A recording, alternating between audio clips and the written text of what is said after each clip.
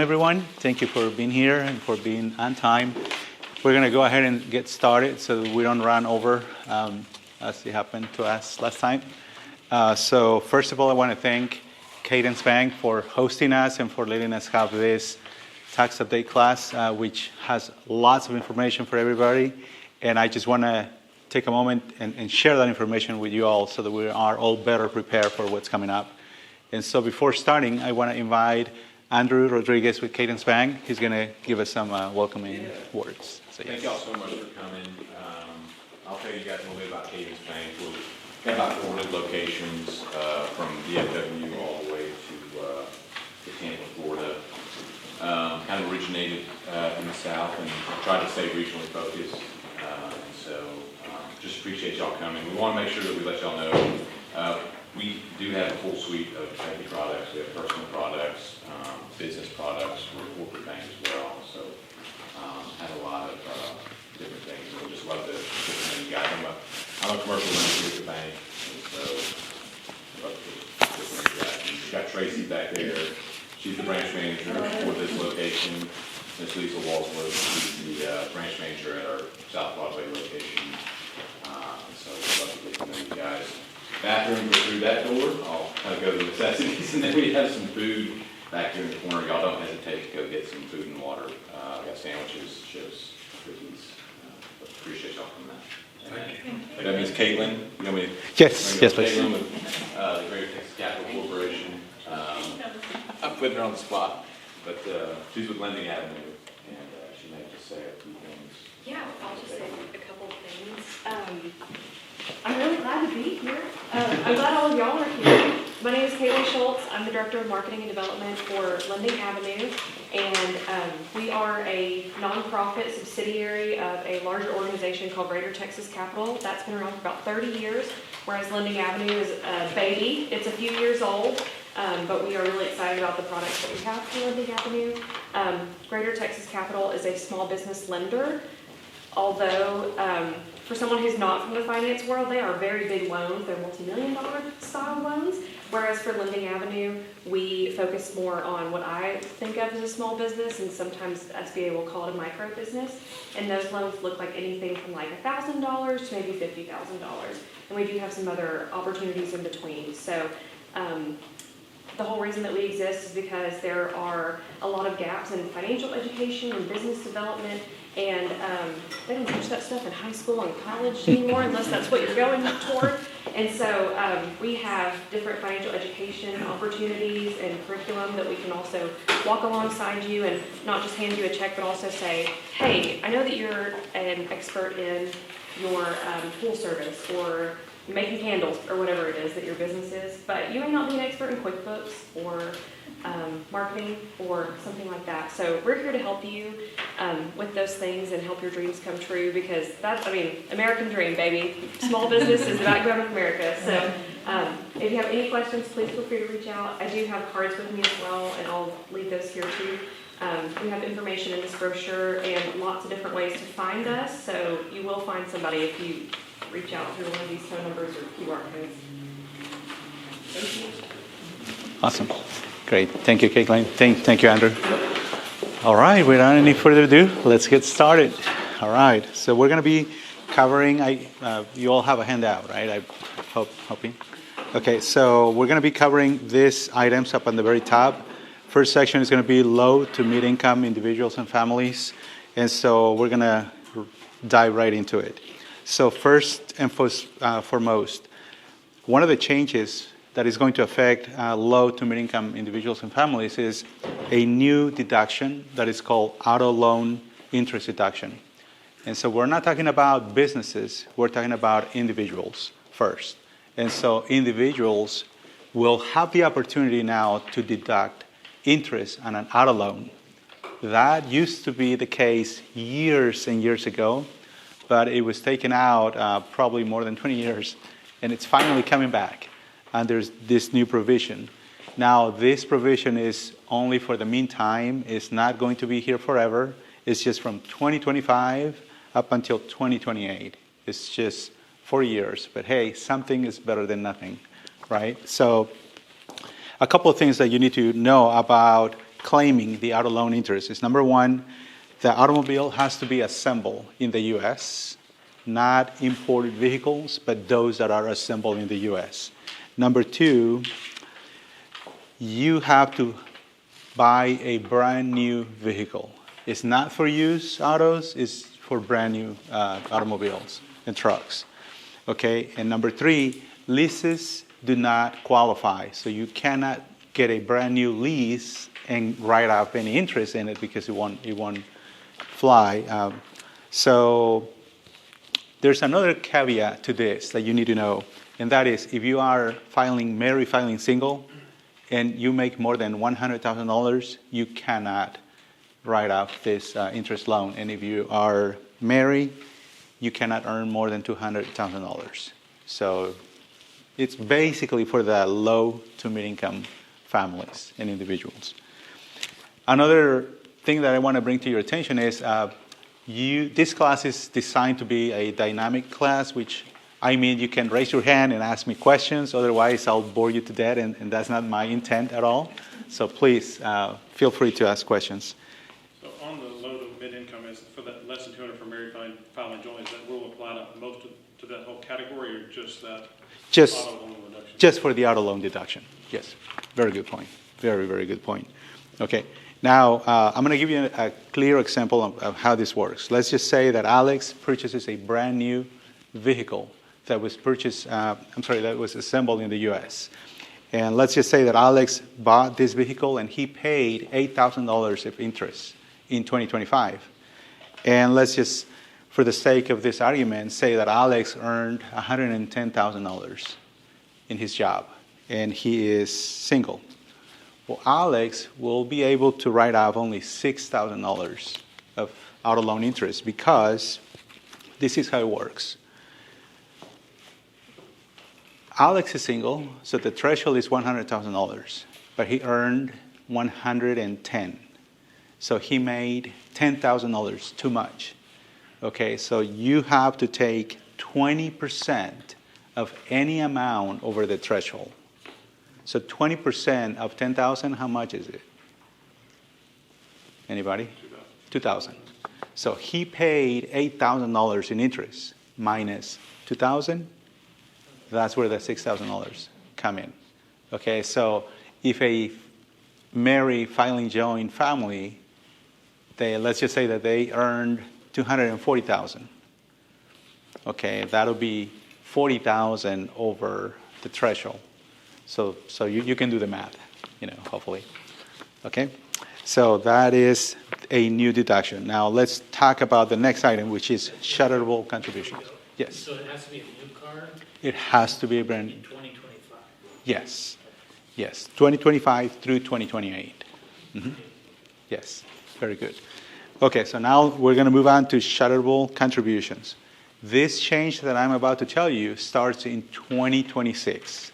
Not in 25, but not until 2026, okay? So beginning in 2026, singles can write off up to $1,000 in donations, and married filing joint individuals can write off up to $2,000 in charitable contributions without having to itemize in your tax returns. So in the past, in order to write off donations to church or donations to, the Red Cross or whatever, you would have to itemize. And believe me, it's not that easy to itemize nowadays. But beginning in 2026, you can write off your donations without having to itemize. But the dollar amount is very little, but that don't start until next year, basically. Does that make sense so far? Okay. So is that on top of the standard deduction? Or if you fall under the standard deduction, that doesn't apply? On top of the standard deduction, yes. Mm-hmm. So it's not much, but it's something. So every little helps. Okay, very good. Okay, a couple of things that you need to know about on the same line is that you must have a donations letter. So you cannot just come and say, hey, Mr. Martinez, I donated $500 here or $300 there. You must have proof. Usually, whoever took your donations will give you a letter, will give you a receipt for the donation. Okay, and that letter has to have a legend on the bottom of it that says no goods or services were provided in exchange for your donation. If your letter doesn't have that legend, it doesn't count. It's not valid. So it has to have a ledger from like the church. Yes, It can't just have somebody's name saying, right? correct. Yes, it You has. said it has to be a small amount? You can donate more than that amount, but you can only write off up to $1,000 if you're single or up to $2,000 if you're married. Yes. Yes. And I'm adding to, as a nonprofit person, that if you get to the end of the year and you get to where you realize you made a charitable donation and you don't have a receipt, you can always they keep track of every single donation and who you are, your address, all of that, so that you can ask them for those things too, and they can give it to you. Even if it's been months or a year, they can send you that information.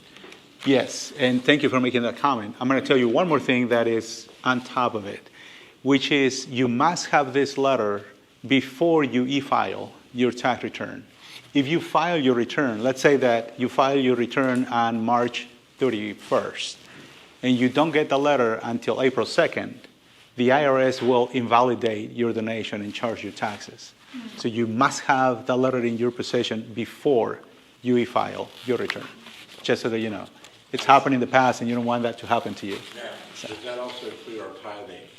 Yes. So if you end up giving 1,000 throughout the year, that's all you can give, That's right. and get the tax free.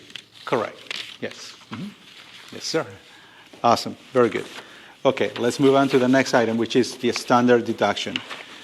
Well, good news. The standard deduction went up in 2025 to $31,500 for married filing joint taxpayers, and to $15,750 to single taxpayers, and to $23,625 for head of household taxpayers. Now, I want to make a point right here because lots of folks come in and they want to claim head of household. So a head of household is someone that is caring for a minor, for an individual who is basically depending on him or her, number one. And then that child has to be yours. It cannot be your next door's neighbor's child or your best friend little child. It has to be your son or daughter or your adopted son or daughter, just so that you'll know. And then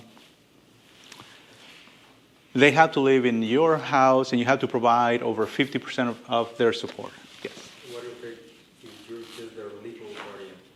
Very good point. If you are their legal guardian, yes, you can also claim it and get that deduction as a head of household if you are single. If you are married, you cannot claim head of household. You must claim married. Okay, so just so that you get that clear. Okay, let's move on to the next item, the filing status. And I'm going to bring this to your attention because filing status is pretty key nowadays. You really have to pay attention. There is one form within the tax return that is called due diligence.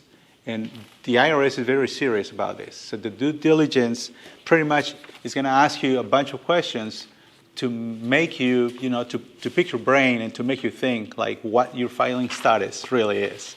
Because lots and lots of folks messed up on the filing status, and then 2-3 years later, they get a letter from the IRS, and the IRS says, you know what, you owe us more money because everything was fine, but your filing status was wrong. And so don't let that happen to you. Okay, very good. Okay, next item, additional deduction for seniors. Additional deduction for seniors is pretty much new, beginning in 2025 through 2028. Every person who is 65 years or older will get an additional $6,000 of deduction. Not of credit, but as an additional deduction. So I'm gonna say this. I'm gonna give you an example. So let's say that Alfonso and Claudia, they're married filing joint. Alfonso is 67, Claudia is 66 in this example. Okay, so their married filing joint standard deduction is $31,500, but they're both over 65 years of age. So they both get $6,000 each. 6 times 2 is 12. And then because they're both over 65, they get also $1,600 of additional standard deduction just for being over 65. So $1,600 times 2, that's $3,200. So $3,200 plus $12,000 plus $31,500. When you put that all together, pretty much it's a huge number, okay? So I don't know if you heard that there are lots of social media announcements out there that says no tax on seniors. Well, this is what they're talking about. You know, lots of seniors, they get only their Social Security income, and they may have a part-time here or there, but they don't make more than this amount. And so they literally end up not paying taxes for the most part. So, but this is how it works. I'm a little short on that. Okay, let's move on to the next item, child tax credit, okay? So child tax credit has increased now from $2,000 to $2,200 per child. And when I say child, I'm talking about from newborn up to the age of 16 years of age. Okay, so as long as you claim this child in your return, you'll get this much money. But you have to be careful because only $1,700 are refundable. So if you file your taxes and you owe money and you have a little kid, you'll save $2,200 for each kid that you claim in your tax return. But if you file your tax return and you don't owe any money to the IRS, you only get $1,700 refund. Does that make sense? Okay, so just so that you know how it works. Okay, so it's best if you owe money because you'll reap the whole benefit. Okay, so, okay. A couple of things, the child must have a Social Security number, and at least one parent must have the Social Security number. And then you must meet 3 requirements. Requirement number 1, this kid has to be your son or daughter. Requirement number 2, you must provide over 50% of the support to this kid. And number 3, you must provide pretty much the roof of this kid. In other words, they have to live with you. And I just want to pause here for a moment because how many of you have kids in college? Okay, good. I'm not alone then. Okay. So when we pay for our kids' room and board, or when we pay for their apartments, wherever they go to college, it's the same for tax purposes as if they live in our house because we're providing the roof over their heads. So hopefully that makes sense. So, yes, So yes. you said the age is newborn to 16? Yes. So what if they turn, we're in 2025, he turned 17 in April of this year. Will it still count as he was at 16? It won't count for the child credit, but it will count for the next credit that we're about to cover right now. So yes, good question. But the same rule applies. Oh, so it's not their age as of January, it's their age as of the end of the year? It is the age as of the end of the year. Yes, very good point. Yes, thank you. So they must be, for the child credit, they must be no older than 16 by December 31st. Yes, very good point. Thank you. Now the next credit that we're going to talk about is called Earned Income Credit. So the Earned Income Credit is very similar to the child credit, but the refund that you get for the Earned Income Credit is way bigger. So I'm going to hopefully not blow your mind, but it blows my mind when I'm doing these returns. So when you have up to 3 children, you get up to $8,046 of Earned Income Credit on top of the child credit, if that makes some sense. Okay? And then when you have 2 kids, you get $7,152 of Earned Income Credit. If you have just 1 kid, you can get up to $4,328 of Earned Income Credit plus the $2,200 of child credit. So you can see how this works. That's why when you have families, they may have 2 or 3 kids and they walk away with refunds of $14,000, $15,000. So it's pretty amazing how this works. Now, to claim the Earned Income Credit, you have to basically not make much money. If you go over some thresholds, then that Earned Income Credit begins to fade out. So just so that you know. That's why we're talking about low to mid-income families, okay? So just so you know. Okay, now we're going to move on to the mid to high-income individuals, which is probably going to cover a lot more folks. Okay, so the good news, number one, is that individual tax rates remain the same. They didn't go up. They were supposed to go up at the end of 2025. The good news, the big, beautiful bill passed, and guess what? We keep those low rates, thank God. The highest rate that we're going to pay is 37%. It was supposed to go up to 39%, but no, it's going to remain at 37%, the highest tax rate. It may not be much, but believe me, 2% on a big number, it means a lot of money. So, okay, there's another item that you need to be aware of, and that is alternative minimum tax. The question is, who pays alternative minimum tax? And so here it is. Pretty much, if you're single and you make more than $500,000, or if you're married and you make more than $1 million, you are going to pay alternative minimum tax if you have one of this. If you have capital gains, if you have private activity bond interest, or if you have what it's called SALT, which means estate and local tax. And believe me, estate and local tax applies to all of us who have property. If you have a property, just one property, two or more properties, real estate properties, you pay, property tax. Or you may be subject to alternative minimum tax just because you have a property.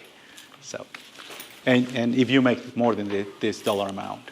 So, Jim made more than 500,000. if you're single, or more than $1 million, if you're married. Yes. Mm-hmm. Yes. So, believe me, this bill is going to hit each and every one of us one way or another. Some of us here, some of us there, but it has something for everybody. So let's move on to the next item, which is mortgage interest deduction. So when we're talking about mortgage interest deduction, you need to know a couple of things, and that is you can only write off mortgage interest on the first $750,000 of your mortgage per property. So if you buy a property for, let's say, $900,000, a very nice piece of property, obviously, you can only write off the mortgage interest on the first $750,000. But how do you know? When you get the 1098 from the bank is going to give you the whole interest that you pay in the year, and it's up to you, the taxpayer, to figure out how much was the interest on the first $750,000. Obviously, you have to work with your CPA, with your accountant, to get your numbers right, because if you just plug in the number from the 1098, you're going to get a nasty letter from the IRS, so you don't want that. So just be careful, okay? Number two, HELOCs are no longer deductibles unless you use the HELOC for a remodeling of your house or to do an expansion in the house. But if you get a HELOC from the bank and you use that money to go on vacation, to pay for student loans, to do something else, you cannot write it off. Yes? I mean, what if you use a HELOC for your roof, like to pay on your roof or to build a retaining wall? Yes, those are improvements on your house, so yes, you can definitely write them off. Yes, good point. Very good questions. Mortgage insurance premiums, sometimes we have to get a loan and pay mortgage insurance premiums. Those are also deductible as long as the combined amount is not over $750,000. Okay, so that's fine. And the last rule is that mortgage must be secured by your principal residence. I have clients who get a loan and then they go and buy a house with that money, but they didn't secure the loan with the house. They got a personal loan or something. You cannot write off the interest because that loan has to be secured by your primary residence. So just so that you know. So it's best to get a mortgage, from the beginning. So, good. Any questions so far? Good. Okay, let's go on to the next item. We're going to talk about now some gems and traps that affects all individuals. And this is, I'm serious, all individuals are going to fall on this. And so for the most part, let's start with charitable contributions. We spoke a moment ago about charitable contributions for low to mid-income families. But now we're going to talk about charitable contributions for everybody. So who can write off charitable contributions? Those of us who itemize. Okay, so now we must itemize to take advantage of this next item. So here's the thing. You can donate all you want, but the IRS will only allow up to 60% of your income as a deduction write-off. So let's just say that you made $100,000 at work, and you say, Mr. Martinez, I don't want to pay taxes. Can I just donate all my money? And the IRS is going to say, yeah, you can donate it all, but you can only write off 60%, so I'm going to tax you on 40% of it. So that's the key.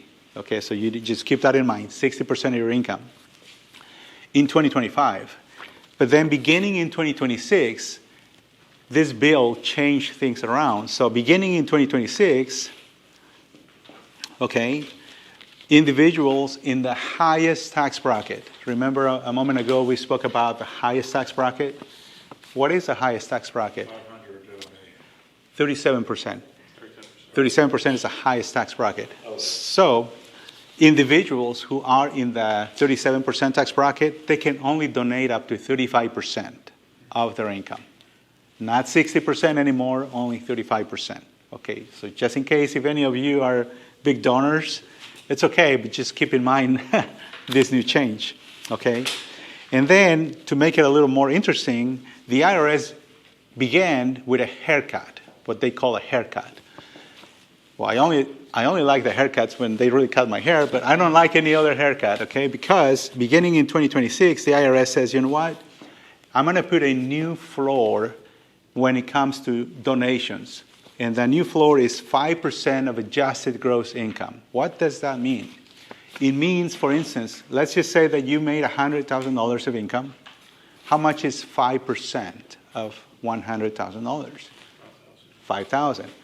So if you donate, let's just say $20,000, the first $5,000 don't count. Okay, that's a big haircut. Okay, so you don't like haircuts, and this is going to happen in 2026. You'll be surprised because you might think that you have a huge itemized deduction, and then it turns out that you cannot even write it off because of the haircut. So just keep that in mind. This begins in 2026 for individuals. Okay. All right, so just remember, without itemizing, you can write up to $1,000 if you're single or up to $2,000 if you are married. Don't need to itemize. But if you're talking about big donations, keep in mind this change for 2026. And so keep in mind that you can only donate up to 60% in 2025, same thing in 2026, or up to 35% of your income if you are in the highest tax bracket, pretty much, in 2026. Okay, so does that make sense, or am I confusing you? Okay, good, excellent. Okay, we're going to move on to the next item, long-term capital gains. Long-term capital gains are my favorite because they really provide a chance for everybody to pay, basically low tax or almost no tax at all. So think about this. If you're single, if you file your return as a single individual, and your income combined between the long-term capital gain and your earned income from work, if it's less than $48,000, you pay zero in taxes in your long-term capital gain. So I'm going to give you an example. Let's say that you bought a property and you sold it and you profit $20,000 in this sale. And let's just say that year wasn't too good to you and you only earned $25,000 from work. So $25,000 plus $20,000 of capital gain, it's only $45,000. It's below $48,000. So you pay zero in your long-term capital gain. So that's good news. If you file married filing joint, that threshold goes up to $96,700. Okay? If you file head of household, it goes only up to $64,750. So you get the point. you don't make as much, but there's a chance for you to pay no tax on that long-term capital gain. But if you are a little more successful, you make a little more money, you might pay only 15% of long-term capital gain. And for those individuals who are single and they make more than $533,000, the highest capital gain that you'll pay is 20%, which is still cheaper than the ordinary tax, which may go up to 37%. And the key to pay long-term capital gain is that you must keep that investment for more than 12 months. So if you're thinking about selling a property and you don't want to pay as much in taxes, don't sell it before 12 months. Keep it at least for 12 months in a week, and then you can sell it and just pay long-term capital gain. So hopefully that makes sense. Was it 2 years before? No, it's always been 1 year. It's always been 1 year, yes. Very good. Okay, another thing that you need to know along those lines is something called net investment income tax. What is net investment income tax?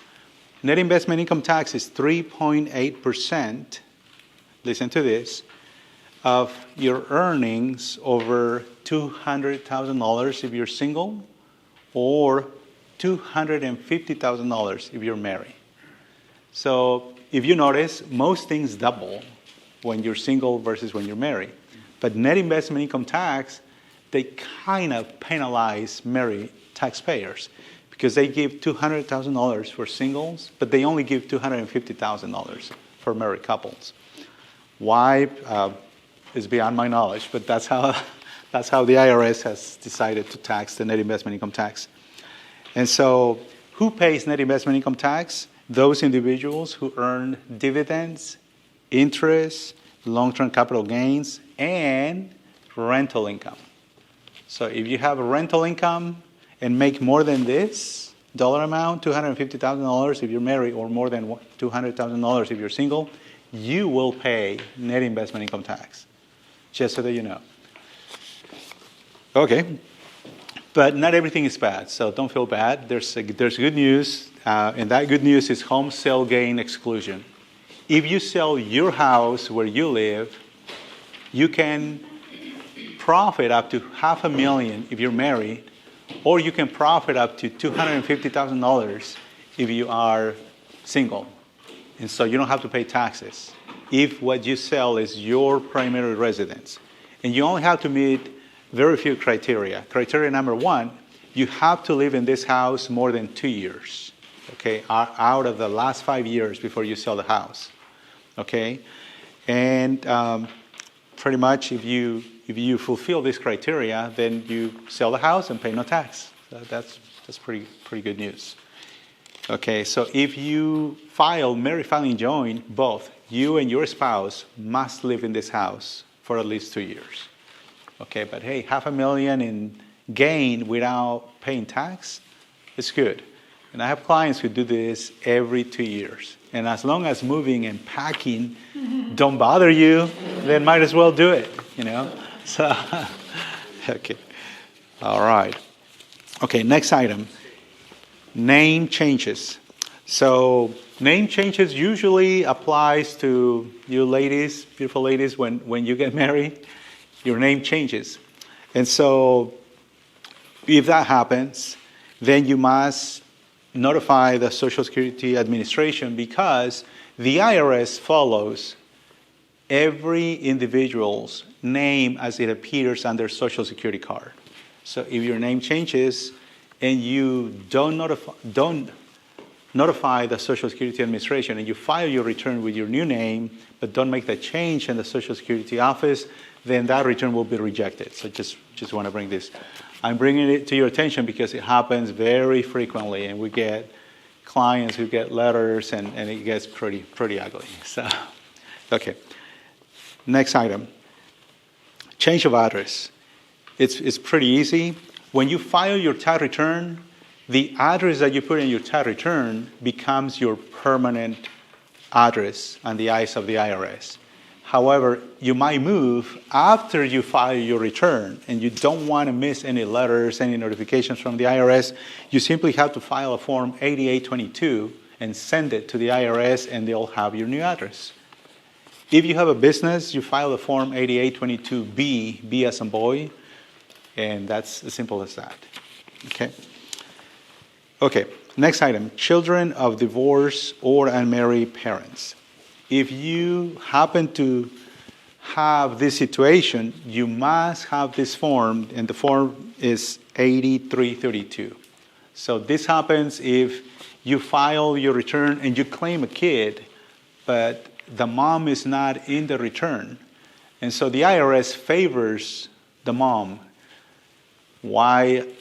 I don't know, but it's most likely because moms usually take care of the kids, right? And so the IRS says, you know what, if the mom claims a kid, no problem, no questions asked. But if the dad claims the kid, the IRS sends the dad a letter and says, hey, where's the mom's authorization for you to claim this child? So just want you to know to file this form if that applies to you. So, okay. Okay, next item, Social Security wage base. So this is key because you need to know that in 2025, you will pay Social Security taxes on the first $176,100 that you make in 2025. Beginning in 2026, that dollar amount goes up to $184,000. Once you make more than this amount, you stop paying Social Security taxes. And so for those of you who are business owners, and for those of you who have payroll in your businesses, I encourage you to pay yourself more than this amount, because once you exceed this amount, you'll reap the benefit of writing off all that payroll expense and not having to pay Social Security tax. And it's a huge savings on business owners. Does that make sense so far? Yes, good. Okay. We're going to move on to the next item, which is miscellaneous deductions. So miscellaneous deductions, beginning in 2026, have now a new change. And the new change is now educators. Educators will now be able to write off not just $300. In the past, teachers used to be able to write off $300 in their return.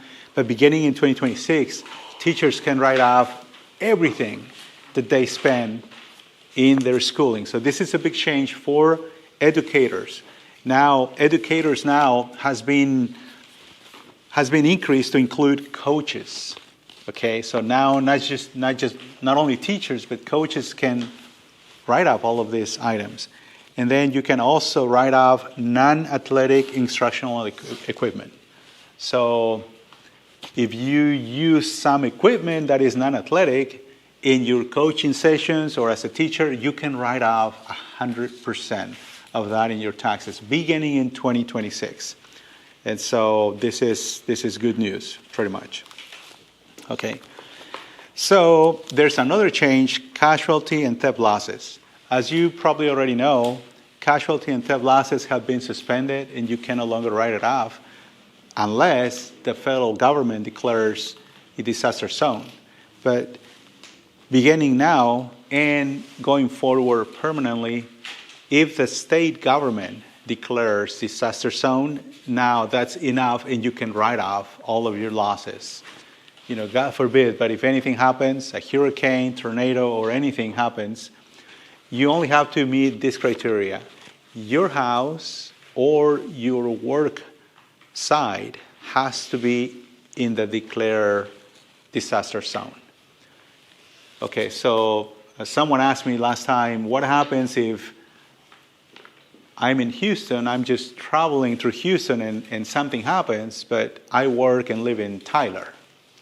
Well, too bad that you were caught in the disaster zone, but you don't work and you don't live in the disaster zone, you cannot write off any losses. So you have to work or you have to live in the disaster area to claim any losses. Okay, yes? So if you're in a disaster zone and your roof was torn off by a tornado, would that count? Yeah, because that is a loss. As long as the federal government or the state government declares disaster zone. Yes. So very good point. Yes. Again, don't want that to happen to anybody, but if it does, you know what to do. Okay. Very good. Very good. Okay, so we're going to go now to the next item, which is quarterly estimated tax payments. So I want you all to know that the IRS is very, very serious about us sending their quarterly tax payments.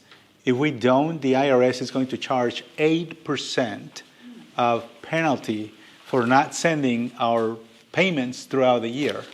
And so oftentimes I have clients who come and say, Mr. Martinez, why did I get this nasty letter of the IRS charging me because I pay my taxes when I file and I'm getting charged more? Why? And we find out that they send no estimates throughout the year. So I just want you all to know that is very, very important. Okay, and when I say estimates, the IRS requires at least 4 payments throughout the year. And the IRS requires you to send at least 100% of what you paid the previous year in the current year. And this is assuming that you are in the same line of business, that you earn about the same year over year. So if you file your taxes in 2024 and you have to pay $10,000 and you paid it, when you did your taxes, but now here you are in 2025 and you are earning about the same and you have not sent anything, the IRS will say, you know what, you knew better. You knew that earning this much was going to, cause you to pay $10,000 and you sent nothing. So because you send nothing throughout the year in 2025, we're going to penalize you. Not only you will have to pay the $10,000, but now you're going to have to pay another 8% just for not sending payments throughout the year. So. Is there dates of all of them? Yes, thank you. The dates that we need to send the payments are April 15, June 15, September 15, and January 15. So, if you want to make it easier, just send the payments every 3 months, and it'll be good enough. So, yes. Mm-hmm. All right. Next item, Form 8300. What is the new Form 8300? This applies pretty much whenever a business owner receives more than $10,000 in cash. Okay, so if you have a business, whatever business you may have, and somebody comes and pays you for your goods or your services more than $10,000 in cash, you have only 15 days to send this form to the IRS. If you don't, there'll be fines and penalties for not sending this form. And I'm going to tell you what this form has. This form basically forces you to disclose to the IRS the identity of this individual who is paying you cash, their social, their address, where they work, and a bunch of information that the IRS will use, guess for what? To go and collect taxes of these other individuals. So pretty much the IRS is using all of us as the IRS, basically like policing one another, if that makes some sense. So. Mm-hmm. So that's just if they pay you in green cash? Correct, yes. Not if they're paying you, okay. But it has to be up to 10,000. It has to be 10,000 or more. Okay. And this is only if you have a business. Let's just say for illustration purposes that Ms. Daisy sells a car to one of you here. But Daisy is not in the business of selling cars. You just happen to sell your personal car. And so, the buyer pays you cash. You don't have to disclose or fill out this form because you're not in the business of selling cars. This only applies to individuals who are in the business of doing services or selling goods. Okay, so I'm gonna pause for a moment because how many of you have rental houses? And some of us do, right? And so if our tenant pays us cash, and let's just say for illustration purposes that we collect $1,000 for rent a month, and if they pay us cash, from January through September, everything is fine, but October comes around, and in October we collect the 10th payment of $1,000, guess what? At that very moment, you are forced to send that Form 8300 to the IRS because you collected more than $10,000 or $10,000 to the IRS. So not only if you have a business, but if you have rental houses and you collect cash. So my advice to you all is don't don't get your payment in cash. Just ask your tenant to pay you with a check, and so that'll clear any problems. So, yes. Good question. Yes. When is it considered to have a business with rental properties? Let's say you have one, but when is it considered? That's a great question. When is it considered to have a business for rental properties? From the very moment that you have your first house. That is, on the eyes of the IRS, that is a business. So as long as you have one rental property, you are in the business of renting homes, and so it applies to us. Where is the cargo trailer? What is it? What? No? Okay. So if it is anything where you collect rent, it doesn't need to be a house. It could be, a mobile home or something, so RV or something. So, but as long as you are in the business of collecting rent month after month after month, that is a business. And the eyes of the IRS. So, yeah. More than 10,000, or up to 10,000 and more.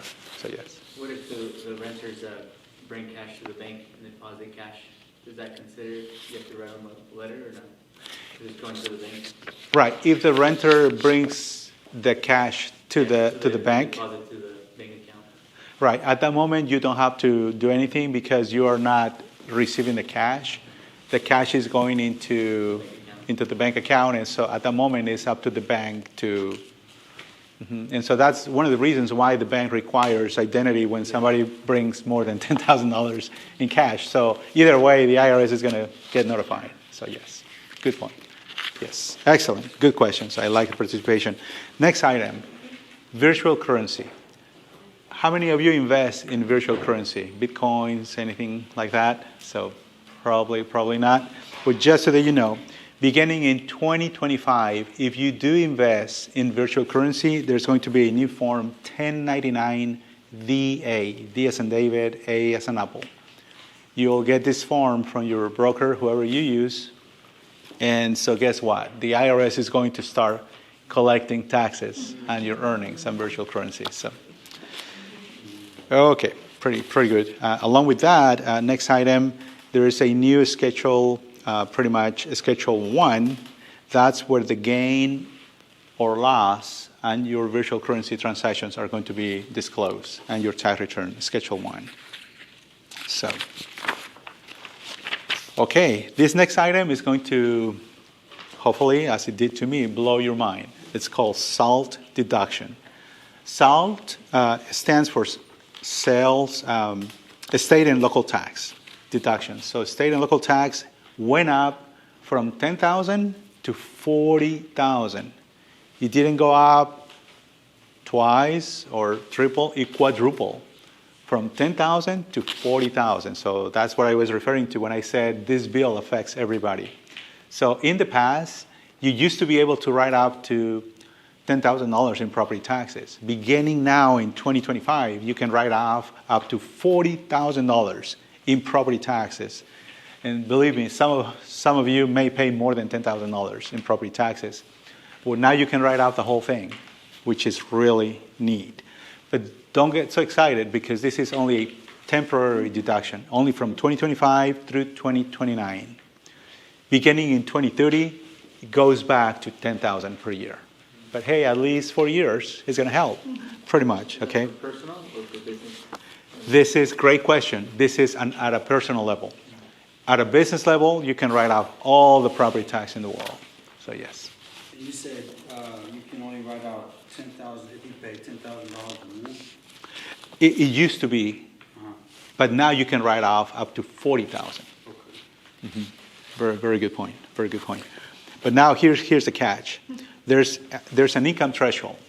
You can write off up to this much in 2025, as long as you made no more than $600,000, and in 2026, as long as you make no more than $606,000, which is quite a bit. So if you are at that level, no worries, you can write out the whole thing. If you make more than this dollar amount, then that disappears.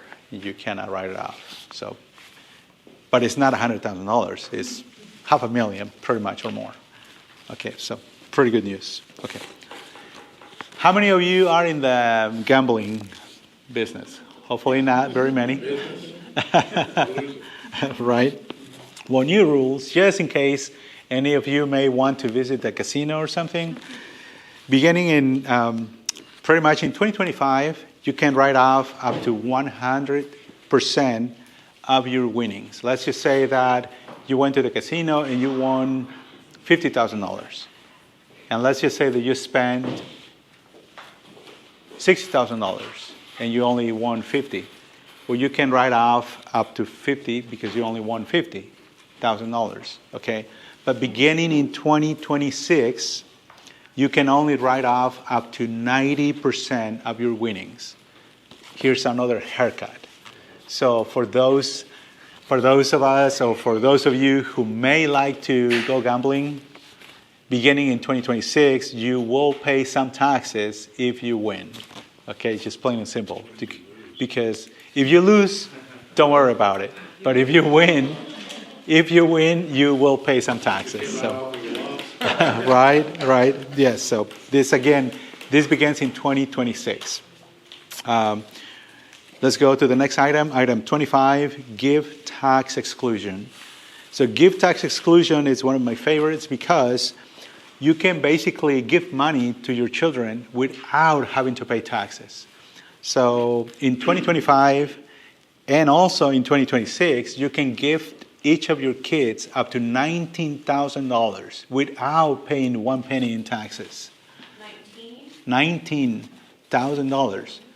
And you don't pay nothing in taxes, okay? And when I say you don't pay anything in taxes, I'm talking about the gift tax of 25%. So when you gift your kid more than $19,000, then usually you pay 25% of gift tax, okay? And so I have clients who give their kids, let's say, $100,000 so that they can put the down payment on their house, okay? If that is you, also keep in mind that there is something called the gift tax lifetime exclusion. And so we're going to talk about that in a moment. But just without having to pay or without having to file any gift tax returns, you can just gift each of your kids $19,000. And for those of you who are married, mom can give $19,000 and dad can gift another $19,000. So combined, each family can gift their kids up to $38,000 per year without paying taxes. So just so that you know.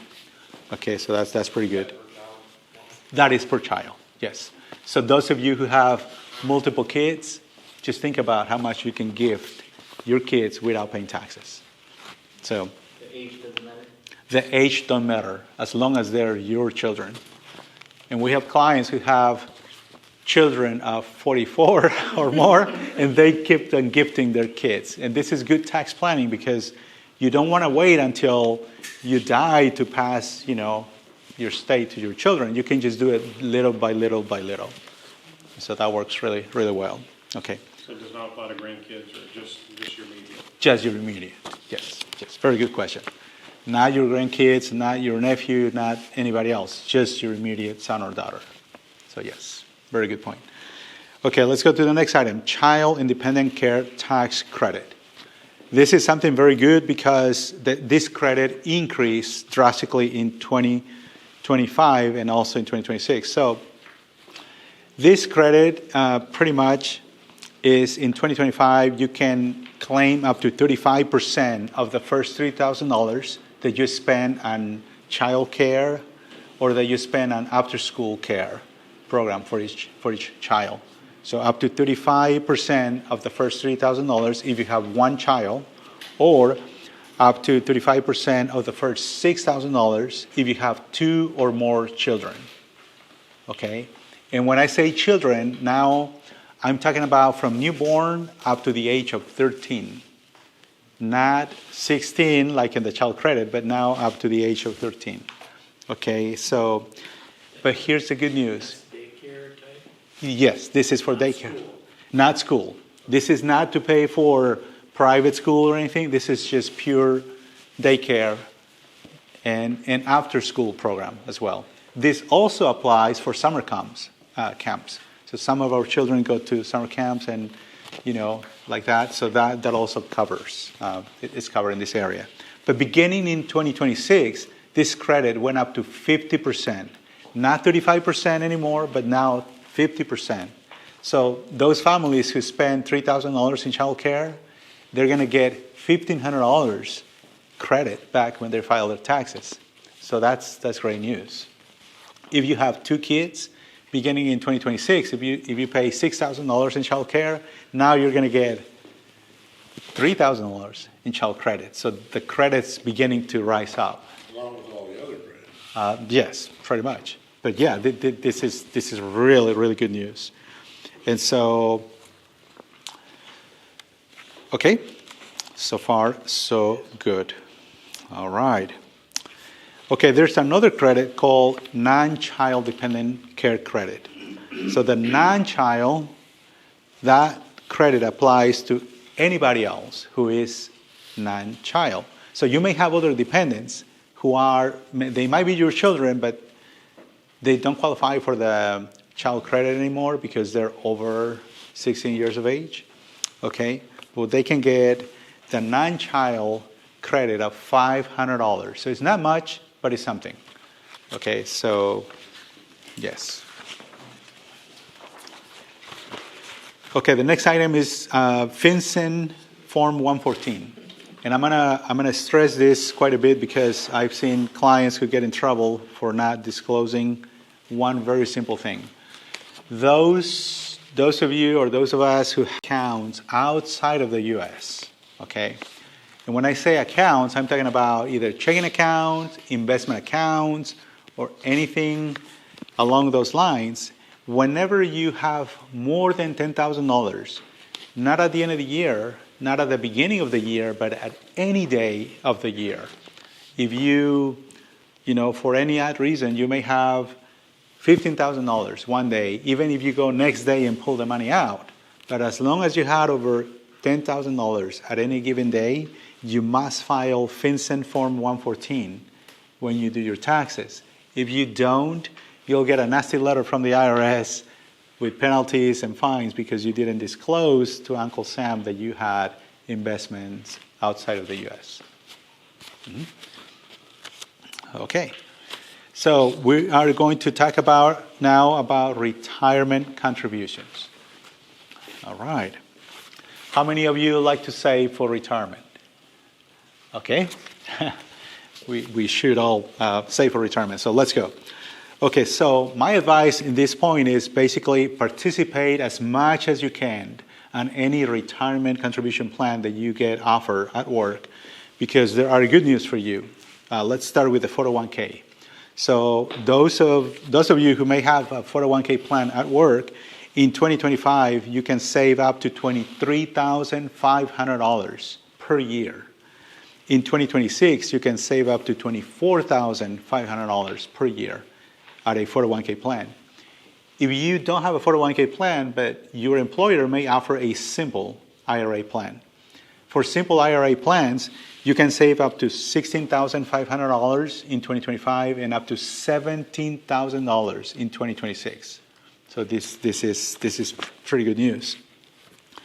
If you don't have if your employer don't offer any of these plans, don't offer a 401k and don't offer a simple IRA, you can also set up your own personal traditional IRA or a Roth IRA, and you can save $7,000 in 2025, or you can save $7,500 in 2026.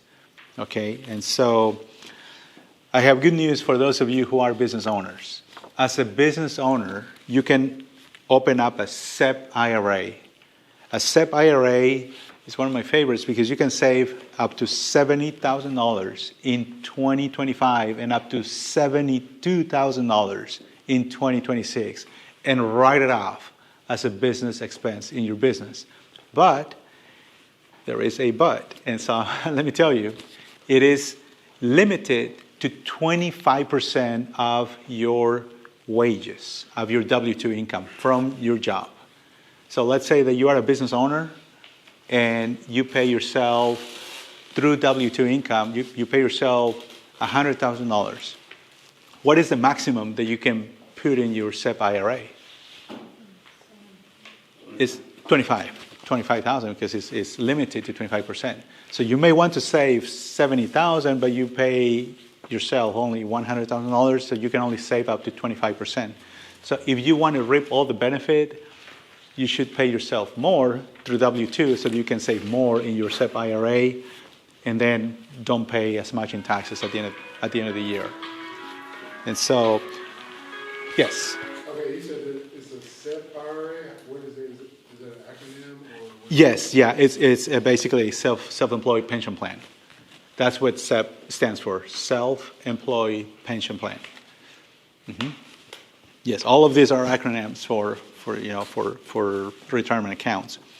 And so along with these lines, there's what is called catch-up contributions. And so catch-up contributions means if you are over 50 years of age and you are contributing to a Roth or to a traditional account, you can put in another $1,000 in 2025 or another $1,100 in 2026 to both a Roth or a traditional IRA. But listen to this. If you contribute to a 401k plan and you are over 50 years of age, you can put in another $7,500 in 2025 and another $8,000 in 2026. But in 2026, the IRS made a little twist. And that twist is if you are over 60 years of age in 2026, you can put in an additional $11,250 into your 401k. So think about this. If you put in the limit on a 401k in 2026 is $24,500, and let's just say that you are 50 years of age. So $24,500 plus $11,250, we're talking about $35,750 that you can put in just 1 year into your 401k. So that means lots of savings in taxes. So just want you all to know that you can do this. Okay. All right. Okay, so let's flip the coin now. And so we spoke about retirement contributions, but let's speak about yearly withdrawal penalty. So the retirement accounts are basically set up for, so that we are ready for retirement. But if you take the money out too soon, and when I say too soon, I mean before you turn 59 and a half years of age. If you do this, the IRS will penalize you 10% of the gross amount that you take out. So my advice is just leave it alone, don't touch it, don't pull any money out, and don't pay any penalties. But, is there an exception, like if you're pulling the money out to pay for like college or education? Yes, and the answer is yes. There are a few exceptions, and thank you for asking the question. If you take the money to pay for medical bills, for unforeseen medical expenses, they'll waive the penalty.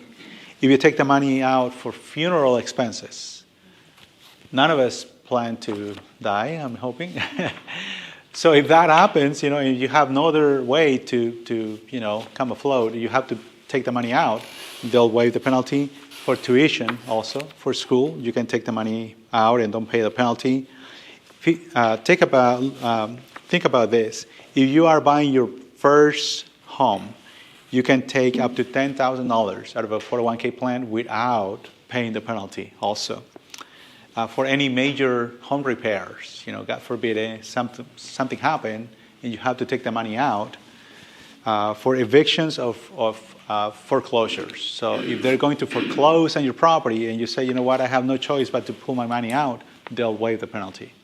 So there are pretty good exceptions to this rule. All right. So along the same lines are what is called required minimum distributions. So we all need to save for retirement. But if we take the money out too soon, we'll get penalized. If we leave the money out too long, we'll get penalized. So the IRS says, you must start taking your money out no later than the year in which you turn 73 years of age. If you turn 73, 74 and leave the money there without taking anything out, you'll pay what is called required minimum distribution penalty. So there are formulas so that we know how much to take out. So don't let that happen to you. Yes. What if a person is 74, will be 75 in January, but they're still working part-time at the place that is holding their retirement account? That's a great question. If that individual is still working at this place, because of this rule, even if they're still working, they need to start taking not much, but a little bit of that. They have to start taking it out. And there are formulas to know how much. Yes, very good question. Yes. I also want to bring to your attention something called health savings accounts. So health savings accounts are pretty much very similar to retirement accounts, but in a retirement account, you have to wait until you are more than 59 and a half years of age to take the money out without paying the penalty. In an HSA account or a health savings account, you can take the money out at any age. So that's the beauty of the HSA accounts. As long as you use the money to pay for medical bills, over-the-counter medicine or prescriptions, co-pays, even health insurance premiums, you can take the money out to pay for these expenses. So your contributions to the HSA accounts are basically tax deductible. And so they help to pay less taxes, and the growth in those accounts are tax-free.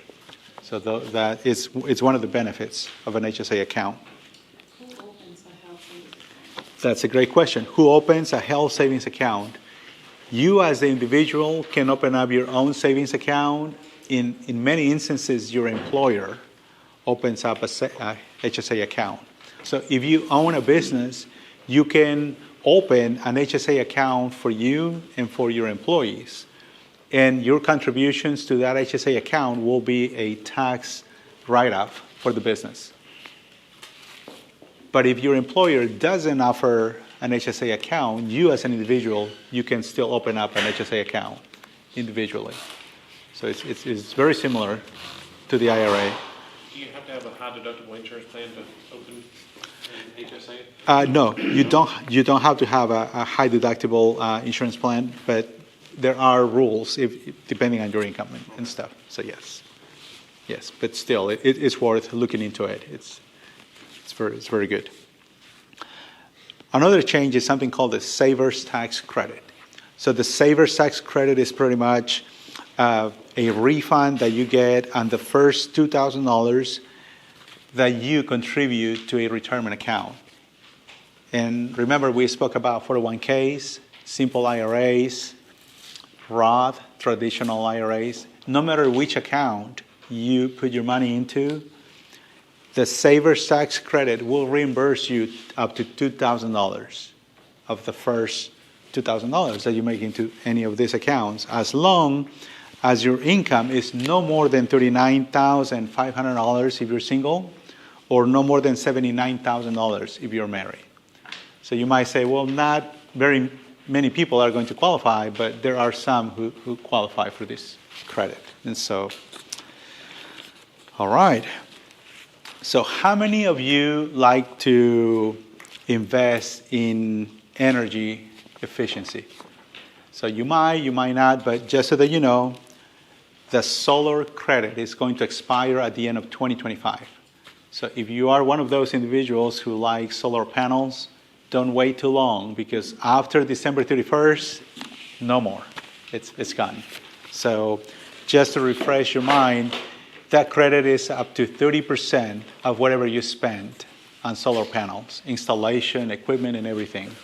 So those panels are pretty expensive, and if that is you, then do it, or just don't even think about it. Any of the other sub-equipment, inverters and things like that? Yeah, all of it, batteries and Yeah, but everything. Even what if you have a system in place, but part of it needs to be replaced, can that be? That's a great question. This is only a brand new installations, not replacement, not repairs or anything like that. So yes, very good point. Yes. Mm-hmm. So the next point is I want to bring to your attention is called the form SSA 1099. This form SSA 1099 is basically for Social Security purposes. Those individuals who only receive Social Security income, they don't even have to file taxes. If you, on the other hand, receive Social Security income and have other sources of income like rental income, or you have a part-time job, or you have a pension that you're getting from your employer, you must file a tax return. But if your only income is just Social Security income, don't even have to file. Okay? All right. Just a quick note, child support is not taxable for the recipient, but child support is not deductible for whoever pays the child support, just in case that applies to anybody here. Likewise, life insurance premiums are non-taxable, but life insurance proceeds are not taxable, but life insurance premiums are non-deductible either. So, all right. Okay, healthcare coverage reporting. So, your employer may provide healthcare. If that is the case, that healthcare coverage is reported on your form W-2 on box 12, and the code you use is DD, D as in David, D as in David. Those of you who have healthcare coverage through the marketplace, I just want to remind you all that you must include the form 1095A in your taxes. This normally results in either you getting a credit or having to pay a premium back to the IRS. The way it works is, at the beginning of the year, you have to answer a very simple question. The marketplace will ask you, how much are you going to make, let's say, in this year? You might say, well, I think I'm going to make $80,000. When you do the taxes for the year, it turns out that you made $120,000. So because you made more than what you said, you will end up paying a premium back to the IRS. If, on the other hand, you said, I'm going to make $80,000, but you only made $60,000, you're going to get a refund because the marketplace only sponsored you for less than they should have. So that's very interesting. Okay, so the next session is basically gems and traps for families planning for education. So I saw a good chunk of hands that for those of us who have kids in college. And so there are lots of changes in this area, so let's jump right into it. There is a new credit for contributions to organizations called scholarship granting organizations. These are going to be brand new entities beginning in 2027. So we're talking about 2 years down the line. Okay, so the good news is this is going to be a credit. All of us will be able to contribute up to $1,700 if you're single, or up to $3,400 if you're married. And guess what? We will get 100% of those contributions back when we file our tax returns. And what this is going to do, these contributions will enable these entities to grant scholarships for kids. So if you notice, the IRS is basically formulating a way for our kids not to get in as much debt as they are right now by creating these entities who will provide more scholarships and allowing us, the taxpayers, to fund for the school of our children, pretty much. That's what it's all about. And so this also offers a great opportunity for those of us who are in business, because we can create our own scholarship granting organization. So this is going to open up a whole new dynamic. If you're looking for ways to save money on taxes, this is a very good way of doing it. So here's the key. If you decide to create your own scholarship granting organization, you must abide by the rules of 501c3. So this has to be basically a nonprofit entity. And you must provide scholarships to at least 10 students per year. And not all of these students, they cannot all go to the same school. So they have to go to different schools, at least 10 students, and at least 90% of the contributions that you receive must be used for scholarships. So you cannot create an entity, get $100,000 in income, and only give out $50,000 in scholarships and say, well, I spent $50,000 in expenses. So you must give at least 90% back, which is, I think is great. For college level, or can it be like a private high school? This pretty much, that's a great question. You can give scholarships for children that go from kinder all the way to college, pretty much. So not only college. So yeah, this is really new. So again, this begins in 2027. So, okay. Okay, along those lines are student loan interest deductions. So nowadays, you can write off up to $2,500 in student loan interest per year. But think about this.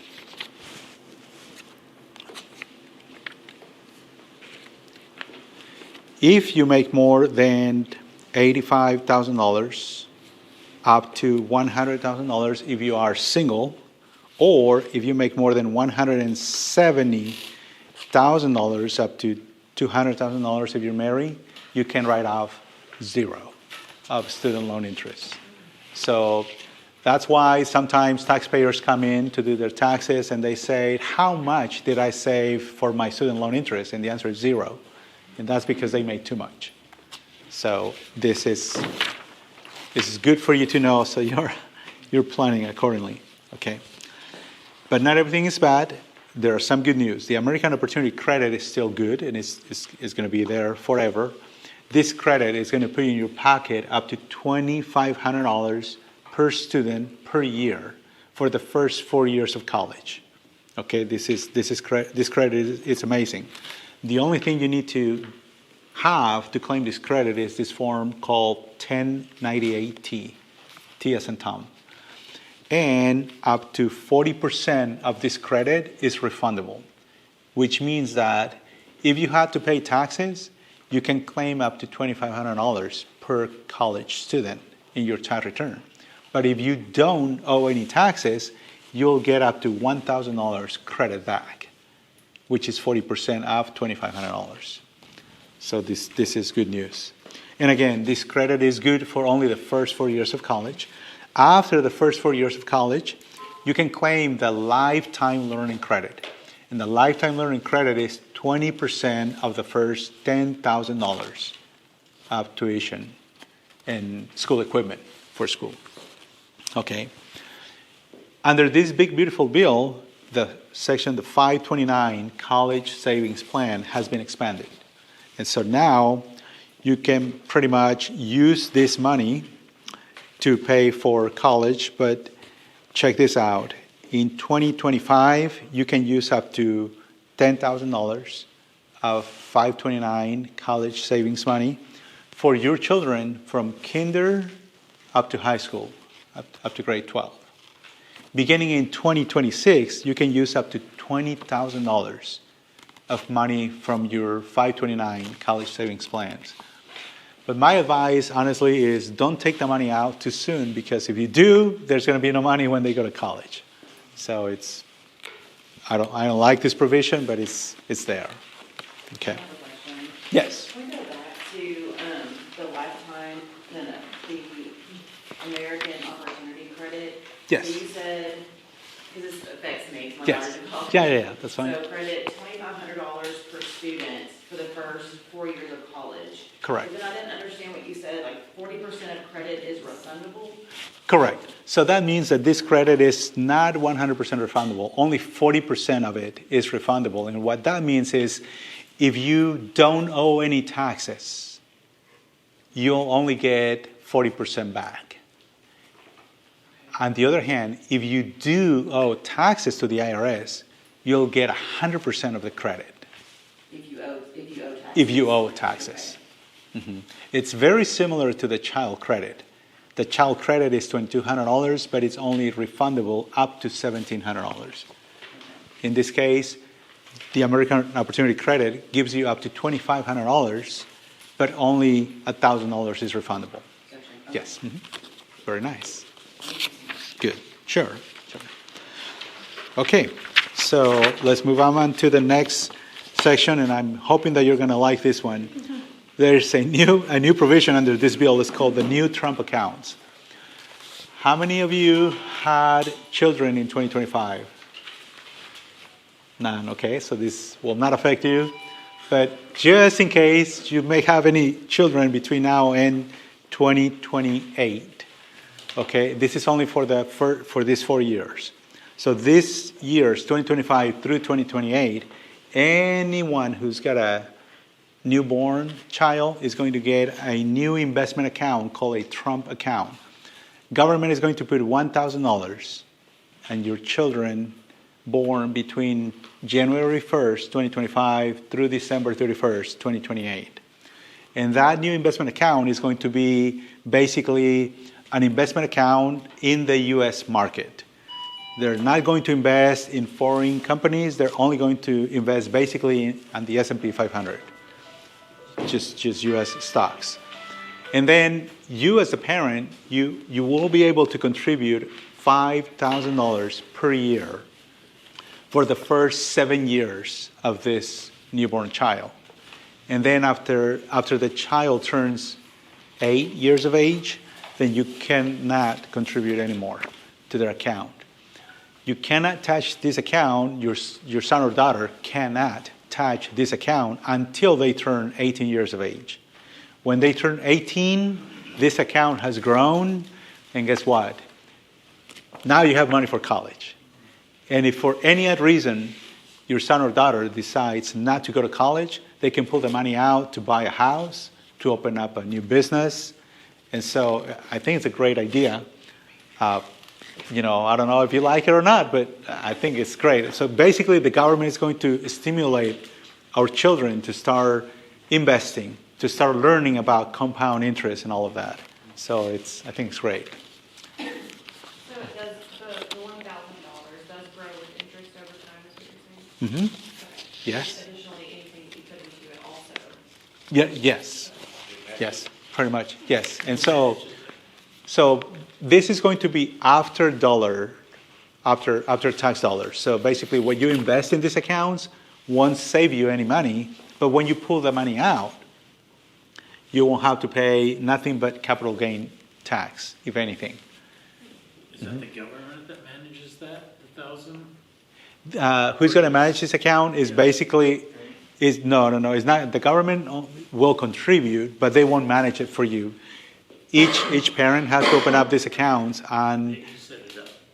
yes, correct. So you as a parent will have to basically keep an eye on this account, and this account cannot be at your local bank. This account has to be in an investment account, like with Fidelity, Charles Schwab, Edward Jones, or whoever you choose. Right. Very good. Yes. So how do parents know, when does that account appear? Excellent. So how do parents know when the account appears? The IRS is still working on the details as of right now. We're hoping for them to know, hopefully by the end of the year, we'll know. But if not, anytime soon thereafter. So yes, good point. Yes. Keep in mind that this law was signed just recently on July 4th. And so they're still working on the details. But yeah, hey, this is great. Okay. Next item, Section 127 extension. So what does Section 127 means? That means employer payment of student loans. Now, I don't know about you, but me as an employer, I don't get excited about paying my employees student loans, But you know what? The IRS now is giving us an incentive to help out our employees. And so the IRS says, you know what? You, the employer, can now help your employee get out of debt soon.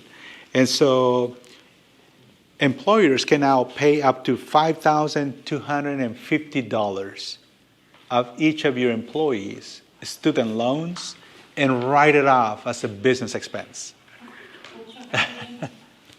Up to $5,250. Okay? And so basically this is great news. Okay? And so here's the catch. If you, the employer, take advantage of this deduction, your employee cannot claim the American Opportunity Credit or time learning credit. So in other words, the government says no double dipping. Either the employer gets the write-off or the employee gets the credit, but you cannot get both. So hopefully that makes sense. Okay. So along those lines, there are new limits on federal student loans. So now you have to think about this.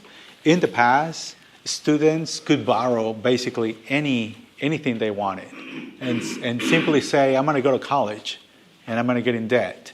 But now the government said, no more. You cannot keep doing this forever.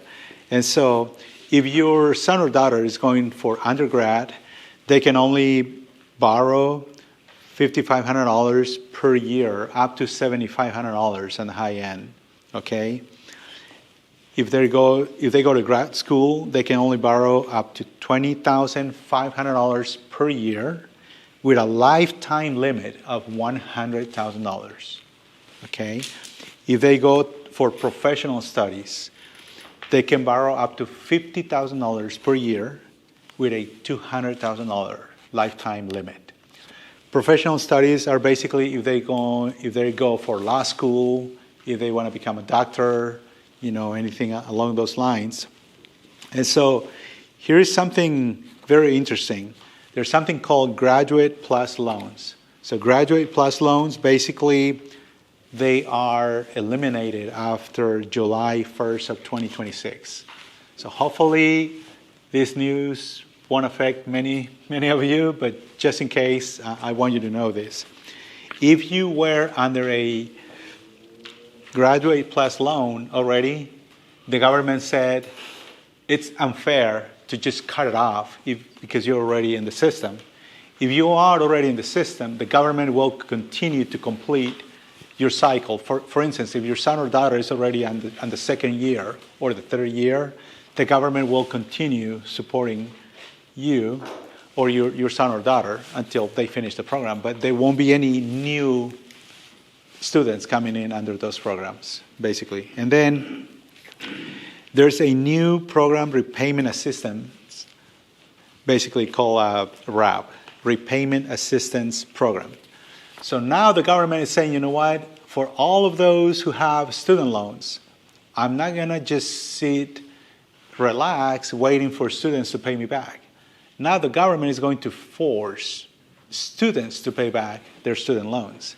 And how they're going to do it? Well, students who make from $0 to $10,000 per year, they're going to have to pay $10 per month. So it's not much, but it's something. Okay? Students who make from $10,001 up to $20,000 will have to pay 1% of their entire income of student loans.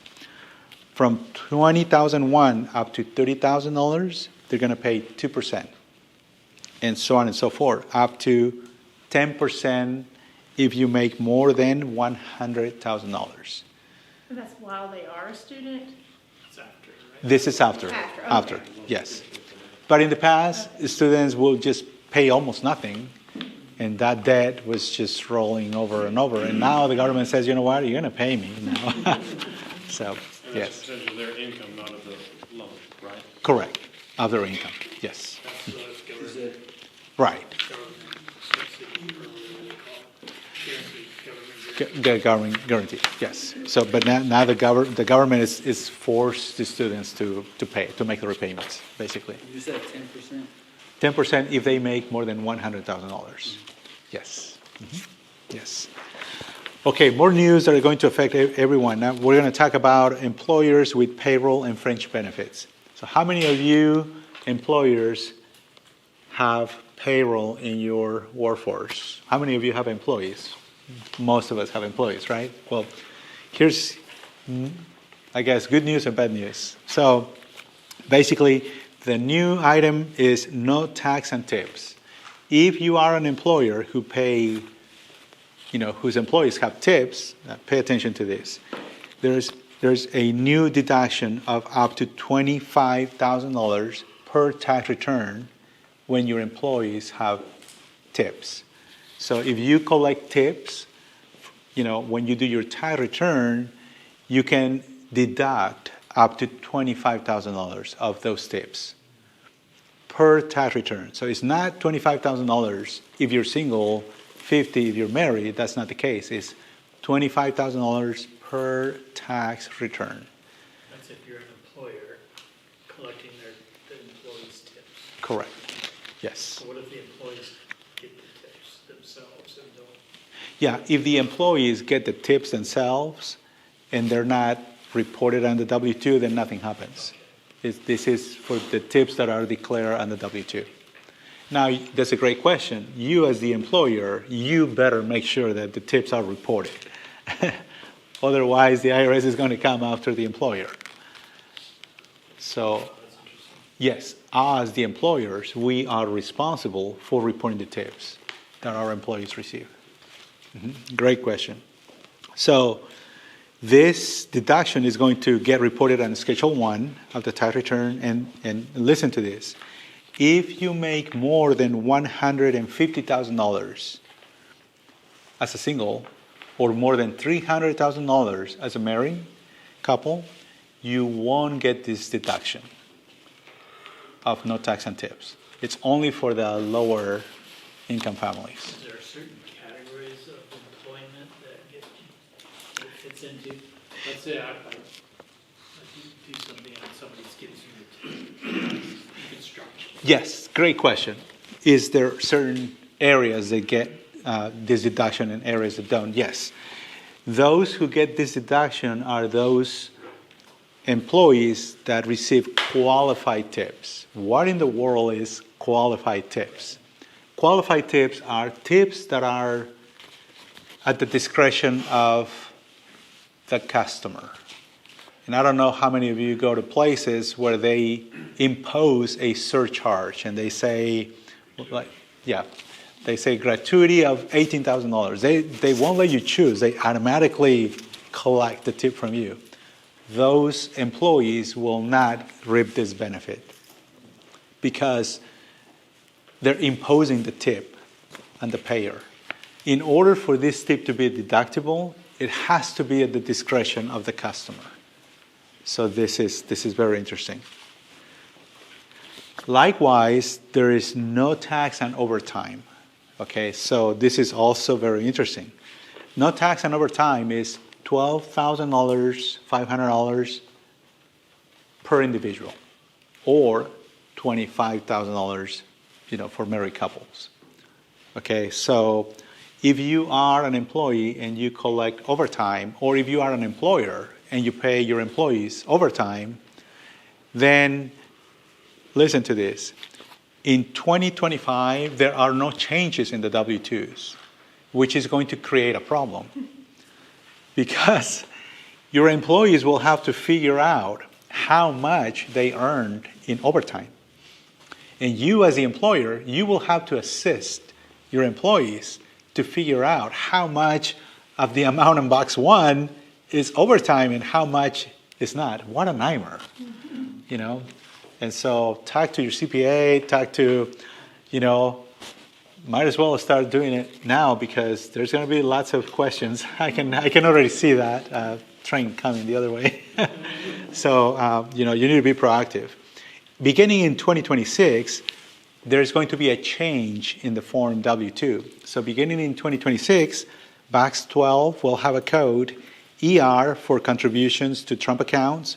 We'll have the code TP, T as in Tom, P as in Paul, for qualified tips, and the code TT, T as in Tom, T as in Tom, for qualified overtime. That's in 2026. But in 2025, it's going to look the same as it looked in 2024. So we need to start doing some planning if you are in one of those industries. And so, primarily in the restaurant industry, employees collect tips. In personal services, when you go to the barber shop, when you go, Smart Style or whatever, you'll leave a tip. So usually they'll be able to tell you how much of your income was tips and stuff. So, but this is really interesting. Very, very interesting. Okay. Also, I want you to know that there is an increase to dependent care contributions beginning in 2026. So take a look at this. Employers may contribute up to $7,500 of dependent care to your married employees and up to $3,750 to your single employees. And if you do this, you can write off these contributions as a business expense. So those of us who are looking for ways to save money in taxes, if you have employees who have little kids, you can help them pay for dependent care, but you have to report that in the W-2. And you can get that benefit. Okay, so you help your employees and you help yourself by getting a write-off. Is it considered income for the employees? It's not. So because it gets reported on box 12, on box 10. So they're not paying taxes, but you as the employer, you get the write-off. So yeah, it's pretty cool. Yes. Mm-hmm. And then also you need to know about the additional Medicare tax. The additional Medicare tax is 0.9% of income if you make more than $250,000 if you're married, or if you make more than $125,000 if you're single. So if you go over this amount, just know that you will pay a little bit more of Medicare tax. Okay, so. Okay, now we're going to talk about gems and traps for businesses. So let's go. Section 179 has really blown my mind because it went up from 1.2 million to 2.5 million. So beginning in 2025, those of us who are business owners, we can write off up to $2.5 million in equipment. Machinery, equipment that you may need, improvements for your business. It's going to be a huge write-off. And so in 2026, it's going to be $2,560,000. So this is an amazing news. Bonus depreciation was gone, but because of this bill, has been restored to 100% and is permanent. So it's not for the first 4 years, it's permanent. So if you have a business, you can purchase a vehicle, new or used, and write off 100% of it in your tax return, as long as that vehicle weighs more than 6,000 pounds. And so this is good news. Now with bonus depreciation, there's a little caveat. That vehicle must be purchased after January 19 of 2025. So hopefully you didn't purchase anything in the first 18 days of 2025, but if you did, you cannot write it off.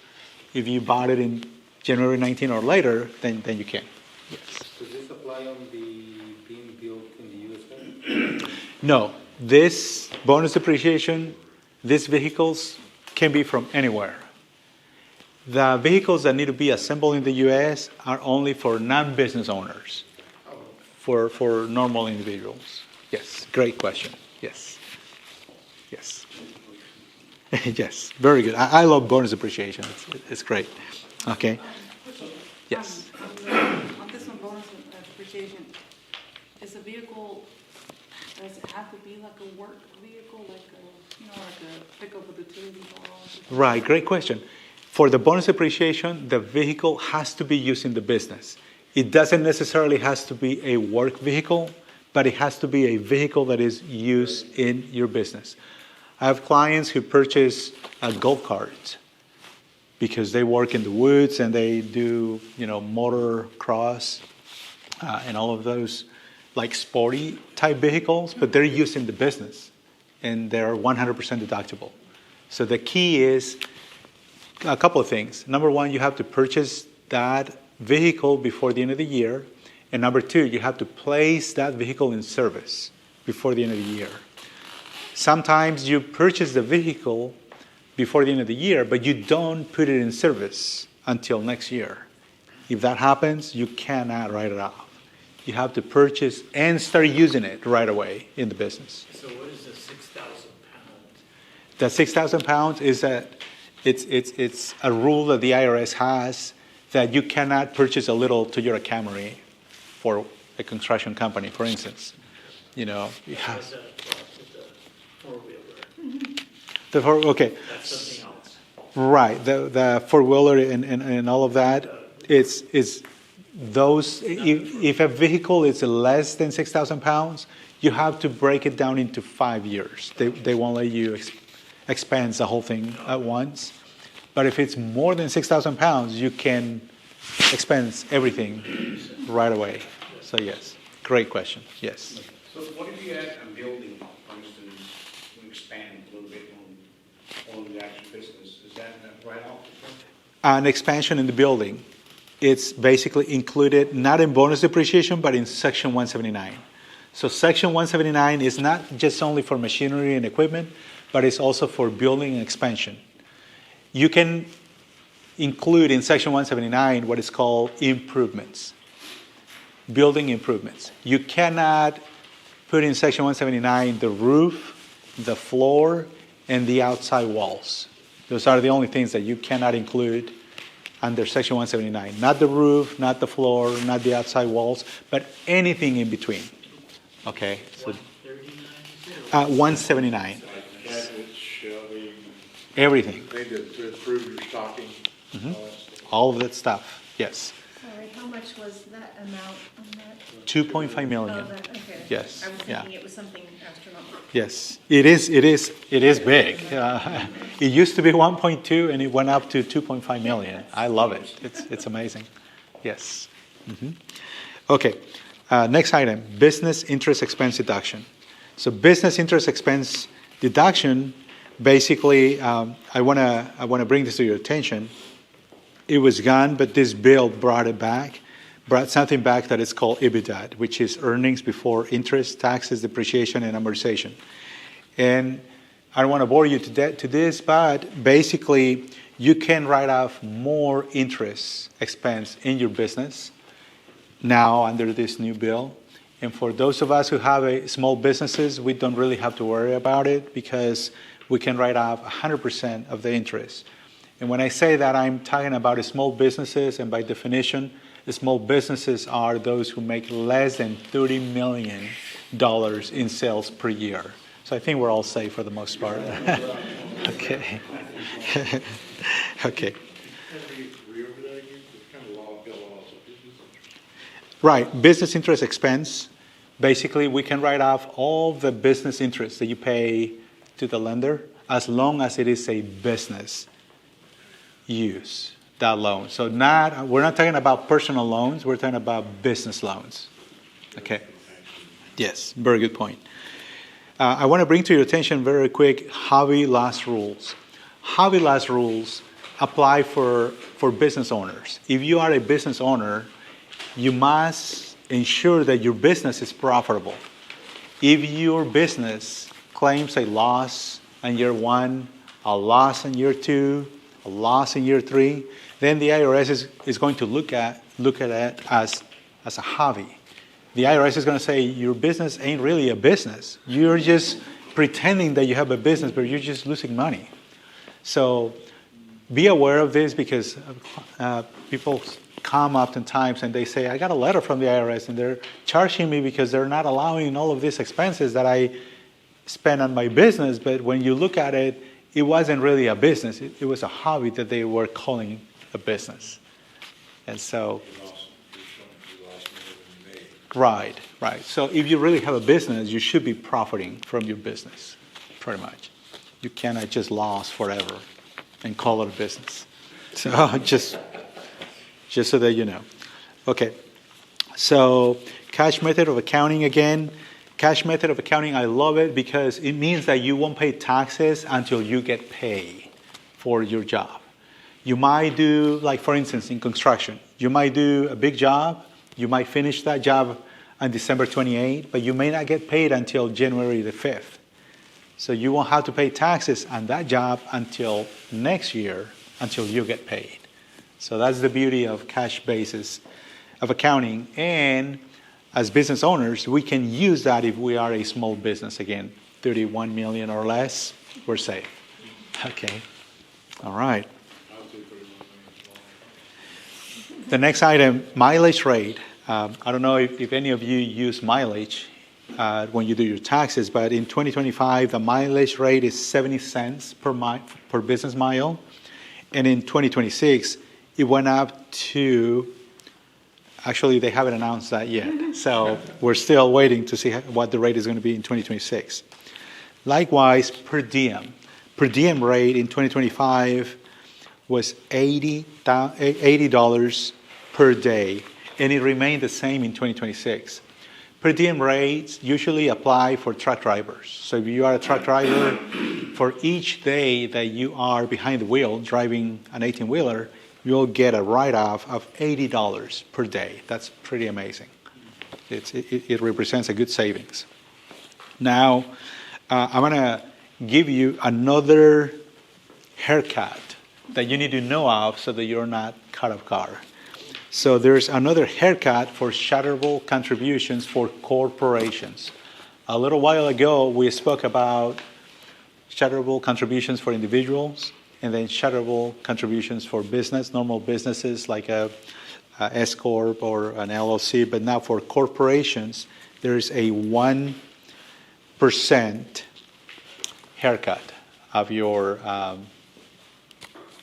donation. 1% of your taxable income is the haircut on corporations. So if you have we're talking about C corporations. So if you make a donation, 1% of it won't count. So And the term is haircut? it's called a haircut. They call it a haircut because they're just cutting our deduction, our ability to write it off. 1% of the taxable income of the corporation is a haircut. So just so you know. Okay. Real quick, we're going to move on to the next item, which is basically tax deadlines. So tax deadlines, just as a reminder, for individuals and for C corporations is April 15. For partnerships with multiple members, for LLCs with multiple members, and for S corporations is March 15. Now, if you need additional time, there's a 6 months extension free for everybody. All you have to do is ask. Ask and you shall receive. So, okay. So late filing penalties. The IRS will collect $255 per member if you have an LLC, and if you file late your taxes, each month that you're late, you'll pay $255 per member. So please don't file late. So that's right. Or we're going to get an extension, right? And that penalty went to $260 per member in 2026. So, okay. Now here comes one of my favorite parts, real estate investors. So we're going to talk about those of you who are in real estate. Please, this is for you. So number one, rental income. When you collect rental income, okay, you will pay capital gain when you sell one of your properties. And there's something that you need to know that is called depreciation recapture. Depreciation recapture is this. Throughout the life that you had that property, you were depreciating that property. So let's just say that you had the property for 5 years, and each year you depreciated $20,000. So throughout 5 years, you depreciated $100,000. When you sell that property, let's just say that you gain a couple $100,000. But because you depreciated $100,000, you will pay depreciation recapture of those $100,000 at a rate of up to 25%. It depends on your total income. So just so that you know, there is depreciation recapture when you have an investment, when you are a real estate investor. But there are good news for real estate investors. And the first set of news are cash deductions. As a real estate investor, you can basically write off repairs, any repairs, any maintenance, any professional fees, any property taxes, any mortgage interest, any payments that you made to subcontractors, to employees, even management fees. You have a whole number of expenses that you can write off as a real estate investor. Is that for maintenance? Mm-hmm. Yeah. Yeah. And then not only cash deductions, but you also have non-cash deductions as a real estate investor. Like, for instance, depreciation. You don't pay anything for depreciation, but it's a write-off that you have, that you're entitled to have. So, excuse me, what is the limit on the cash deductions? For instance, some company where it was like $8,000 cash limit for deductions and. Right. For real estate investors, really there's no limit on the cash deduction, as long as your income covers that deduction. So in essence, yes, there's a limit up to the amount of your income, basically. But here's something beautiful about this. Basically, when it comes to depreciation, you need to know a couple of things. If you have a residential property, you have to depreciate that property over 27 and a half years. If you have a commercial property, you have to depreciate the property over 39 years. Okay, so this is something that you really need to know. But anything in between, for instance, parking lots. Parking lots are called improvements, and you can depreciate that over 15 years. If you put windows, things like that, 5 years. Okay, if you put like carpeting and stuff, that's 5 years. A deck, 15 years. Fencing, 15 years. So where I'm going with this is, as a real estate investor, you should do cost segregation. Cost segregation simply means that you won't put everything together, but you will divide each unit of it. And that way, you can reap the whole benefit as a real estate investor. And that, I love that. It's pretty interesting. Is that a certain percent of that expense, or is the whole expense? It's basically the whole expense. Again, as long as your income, sustain that expense. So those type of items, you have to do it, depreciate it over time, you can't do it one time? Right. If basically, let's just say that you buy the property altogether, and you say, this is a residential property. As a unit, you have to depreciate over 27 and a half years. Right, I was talking about some of the repair, you But mentioned like you the need to windows, replace all the fixing. carpet, you gotta do it over 5 years. Right. If you Depreciate over 5 years. correct. Yes. Mm-hmm. But like, this is the normal life of depreciating. But if you can also use Section 179, and under Section 179, you can do up to $2.5 million. So don't forget about Section 179. So it only applies for purchases for this year? Correct. Yes. But if you bought it before this year, then you abide by these depreciation rules. Carpeting 5 years, fencing 15 years, and so on and so forth. So if I bought my house, the investor have built and bought a house, I can't do it. You bought it like before, right? Yeah. Correct. Yeah, you cannot depreciate that now. We're talking about for this year. Yes. Yeah. Great questions. Very good. Very good. Now there's also something called, that I love, capital gain exclusion. So there's something called Section 1031 exchange, and we're going to talk about that in a moment. But there's also something called qualified business income deduction. As a real estate investor, you qualify for QBI. And QBI is 20% of your profit of your real estate business. You get 20% of it as a deduction on your personal tax return. And I've seen clients who get up to almost huge amounts of QBI, and that's really great. Also, there's something called opportunity zones. So if you are a real estate investor and you are looking for ways to save money, please look into opportunity zones. Opportunity zones are basically areas designated by the government where the government is trying to improve and to get better. Yes. There are lots of them in Texas. There are lots of them here in Tyler. So, yes. Who determines that? The government. Local or federal? The federal government, but they pass the information to your local your local government, even banks have that information. So yes. What was the deal with the qualified, something in the 20% deduction? It's called qualified business income. Qualified business income gives you 20% of the profit in your real estate investment as a personal deduction. Assuming that rental property is under a business and not just under your own. Either or, they can be under your business or they can be under your personal. Yeah, Okay. either way, you get the 20%. Yes. Yeah. But the 20% deduction goes on your personal tax return. Right. Yes.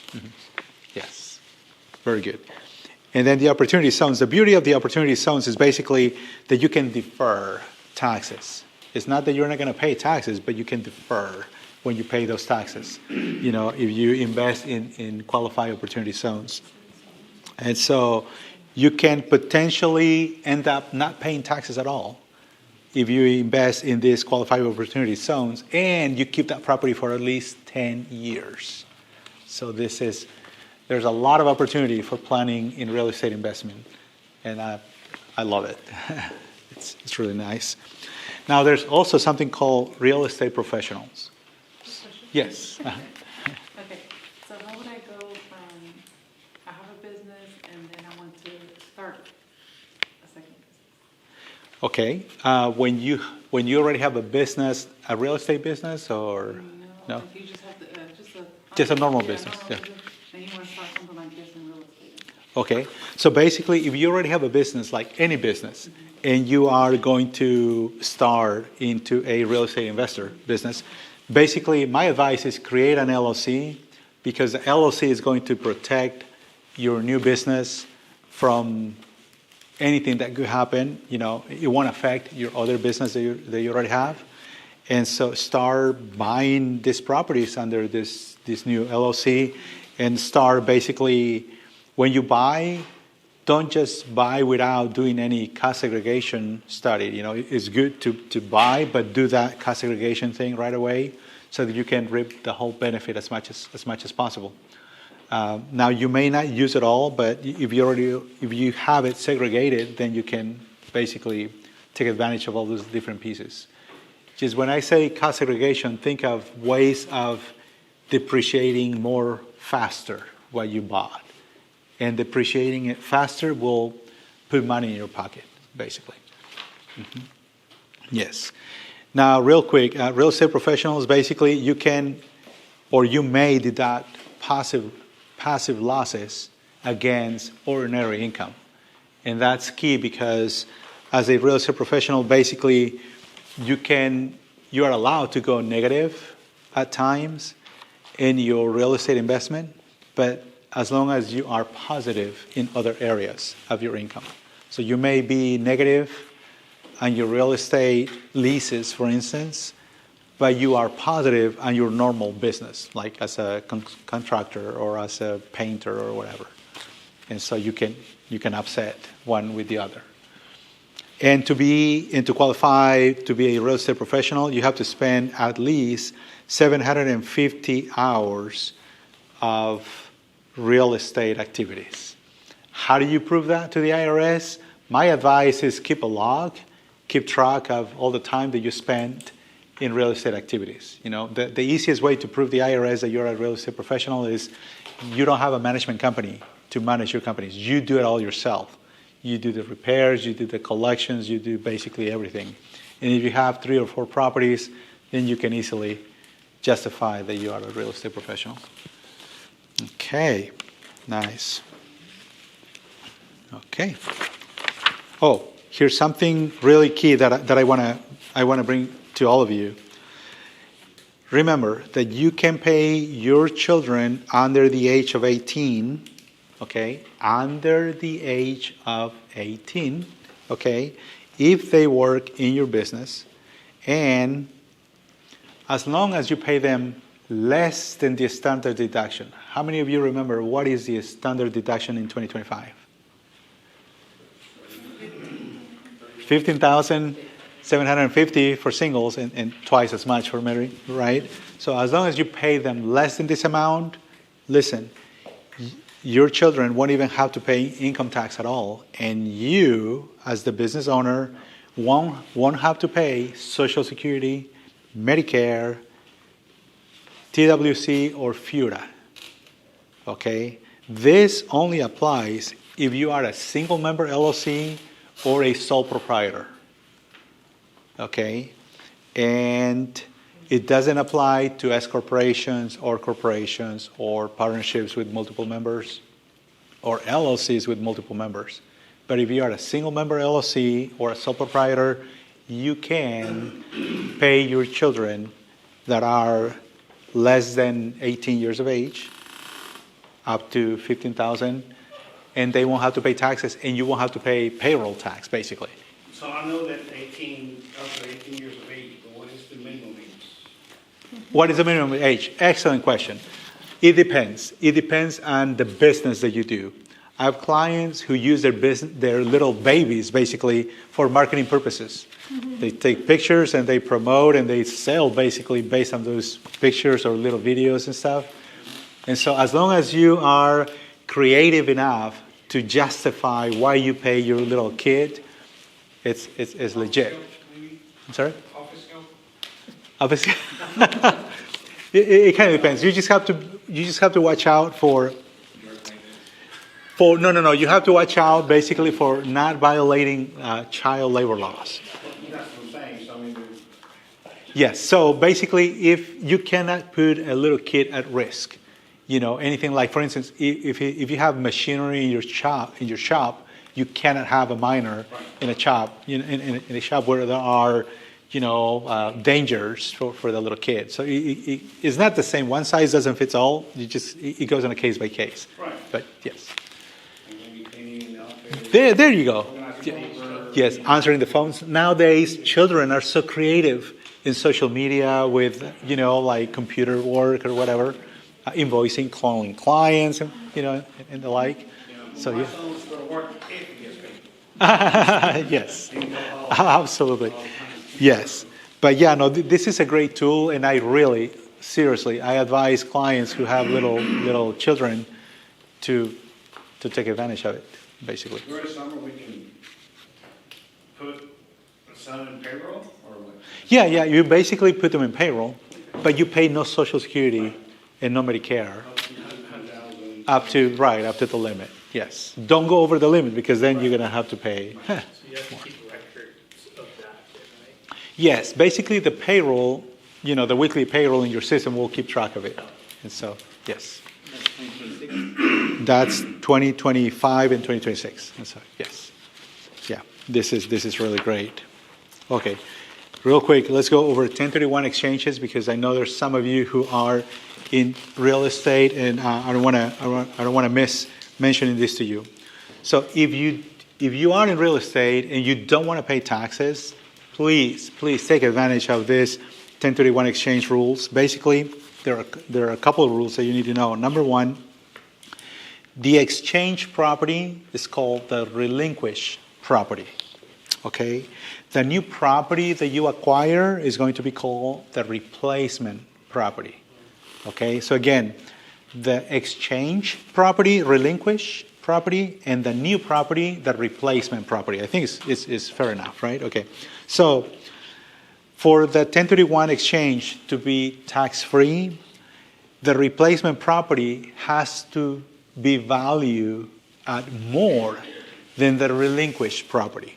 In other words, you may sell a property of $300,000, but you must acquire a property of $301,000 or more. It cannot go south. It has to go up every time to be 100% tax-free. I think it makes sense, right? Okay. Rule number 2, you cannot, I repeat, you cannot receive any cash as a result of this transaction. You always have to put money out of pocket for that 1031 to be valid. If you get any money into your pocket or into your bank account, it won't be treated as a 1031 exchange. Okay? You always have to put, not receive, but put money out. Okay? Also, seller financing does not apply. You cannot say, oh, it's a seller finance, no, it won't work. It has to, you have to go through the lender. Okay? You must use a 1031 exchange broker. You cannot handle these transactions with your normal real estate. They have to be handled through a 1031 exchange broker. The 1031 exchange only applies to properties inside of the U.S. You cannot sell a property in the Philippines and buy one here. It all has to be within the U.S. Okay? The name of the owner and title of the relinquished property has to be the same name and title on the replacement property. I have clients who come and say, hey, I want to do a 1031 exchange, but I want to put the new property on my son's name. I'm sorry, it won't work. If you are the owner of the property that is being given up, you must be the owner on the property that you are acquiring. Okay, hopefully that makes sense. I was just on the relinquish, but we want to both be on the replacement. You are the only owner on the relinquish, Right. but you want both On the replacement. to be on the replacement. I need to get back with you on that one. I don't want to give you an answer.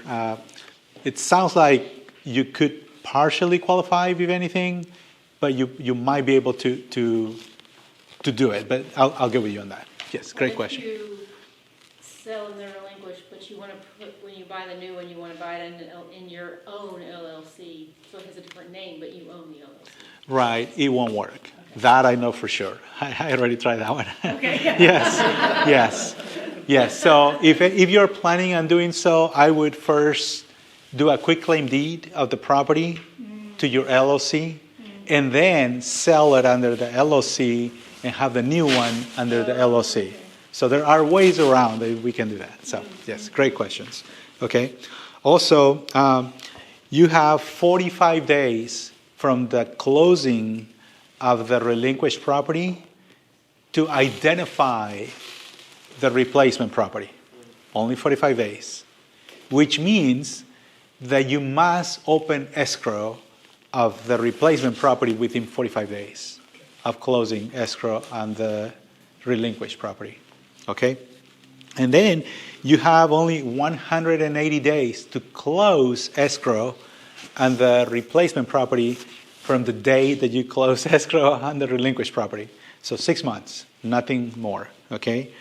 And so improvements made to the replacement property after you close escrow on the relinquished property don't count. Again, if you say, you know what, I sold this property for $300,000. I bought this property, the new one, for $280,000, but I'm going to improve $100,000 of improvements. But you do the improvements after the closing, it won't work. It has to be before the closing. So I know that's a little bit interesting. Okay, so for purposes of real property, like-kind property means anything that is permanently attached to the ground. Okay, so real property has to be anything that is attached to the ground. So what this basically means is in 1031 exchanges, you can exchange real property for real property. And what I mean with this is you can relinquish a farm, ranch, whatever, and you can replace it with an apartment building or an office building because they're both real property. Okay, so it don't need to be farm for farm, but as long as they're real property for real property, it'll go through. So this is very, very interesting. And so, yeah, I just wanted to share that real quick. And so hopefully, if that interests you, there are opportunities there. Real quick, gems and traps for states and others.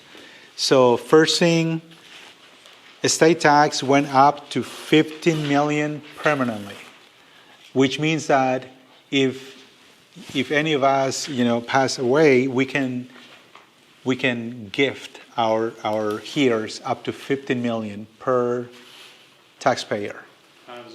50? Mm-hmm. Oh, no, 15, 15, 15, yes. Yes, and so remember what I said a little while ago, that you can gift each of your children up to $19,000 per year.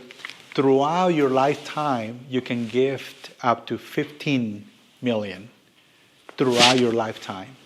And if at any given point you gift your children more than $19,000, you don't even have to pay taxes, but you must file a gift tax return with the IRS. So I have clients who gift their children, $100,000 to put a down payment. They say, you know what, I gifted $19,000 and then 81 is the excess. $81,000 go on the gift tax return. You see how it works? And that's the lifetime, the 15 million, so all those 19s eventually add into that 15 million. Correct, And yes. that's per child. No, the 15 million is per parent, basically. Per parent. Yes. Oh, okay. See, so mom can gift throughout her lifetime up to 15 million. Dad can gift another 15 million throughout his lifetime. Yes. So this Excellent. doesn't apply to me, but the question would be, okay, I give that much money through the lifetime for the child. When I get to the end and I die and I have a big interest of it, can I give him also that money? Yes, and let's. Does that only apply to what you're up to the limit? Or when I die, can I give him the rest of that money?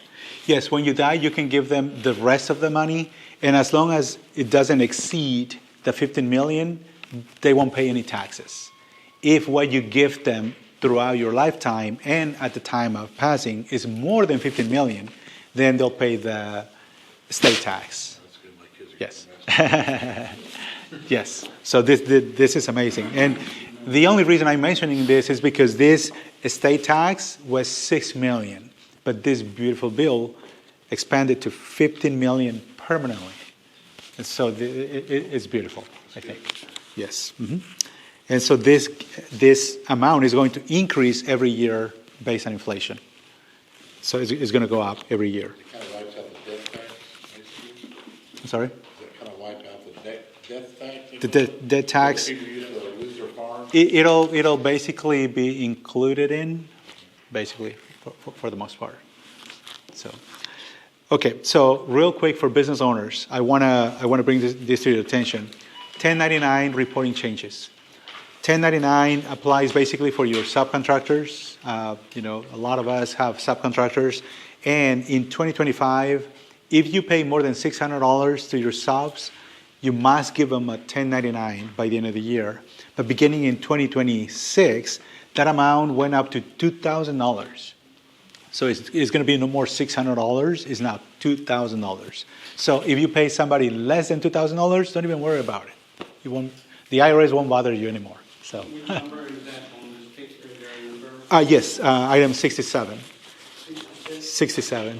66. Last page. Yes. Mm-hmm. Yes, and then also, those of you who get paid in your businesses by credit card or by the apps, the Venmo and what have you, if you receive $20,000 in payments, or if you receive more than 200 transactions via the app or via credit card, you will receive a form 1099K. K as Kyle. So I'm saying this because sometimes you don't really receive the form in the mail. You have to download the form from the app. And so just be careful. If this is you, if you don't include this form in your tax return, you'll get a letter 2 years later with some penalties for not including the form. And what were the numbers again? I'm sorry. $20,000 or 200 transactions or more. Mm-hmm. On a single. Yes, on a single per year on each application. So you should get paid more than $20,000 in Venmo, or more than $20,000 in QuickBooks, or more than $20,000 in Cash App or whatever, so to get the form. Or like an online shop, does that apply? Like That- Etsy or? Yeah, that applies as well. Yes, very good. And all these forms are due on January the 31st. So those of you who have contractors, don't wait until the end of the year to start collecting their information. Just do it now so that you have it all ready starting the year to issue the forms. Okay, so any questions? You have all been very attentive. I appreciate it. So thank you all, and thank you Cadence Bank for hosting us. Please grab some sandwiches. Yes. Thank y'all. Yes. Excellent. Thank you.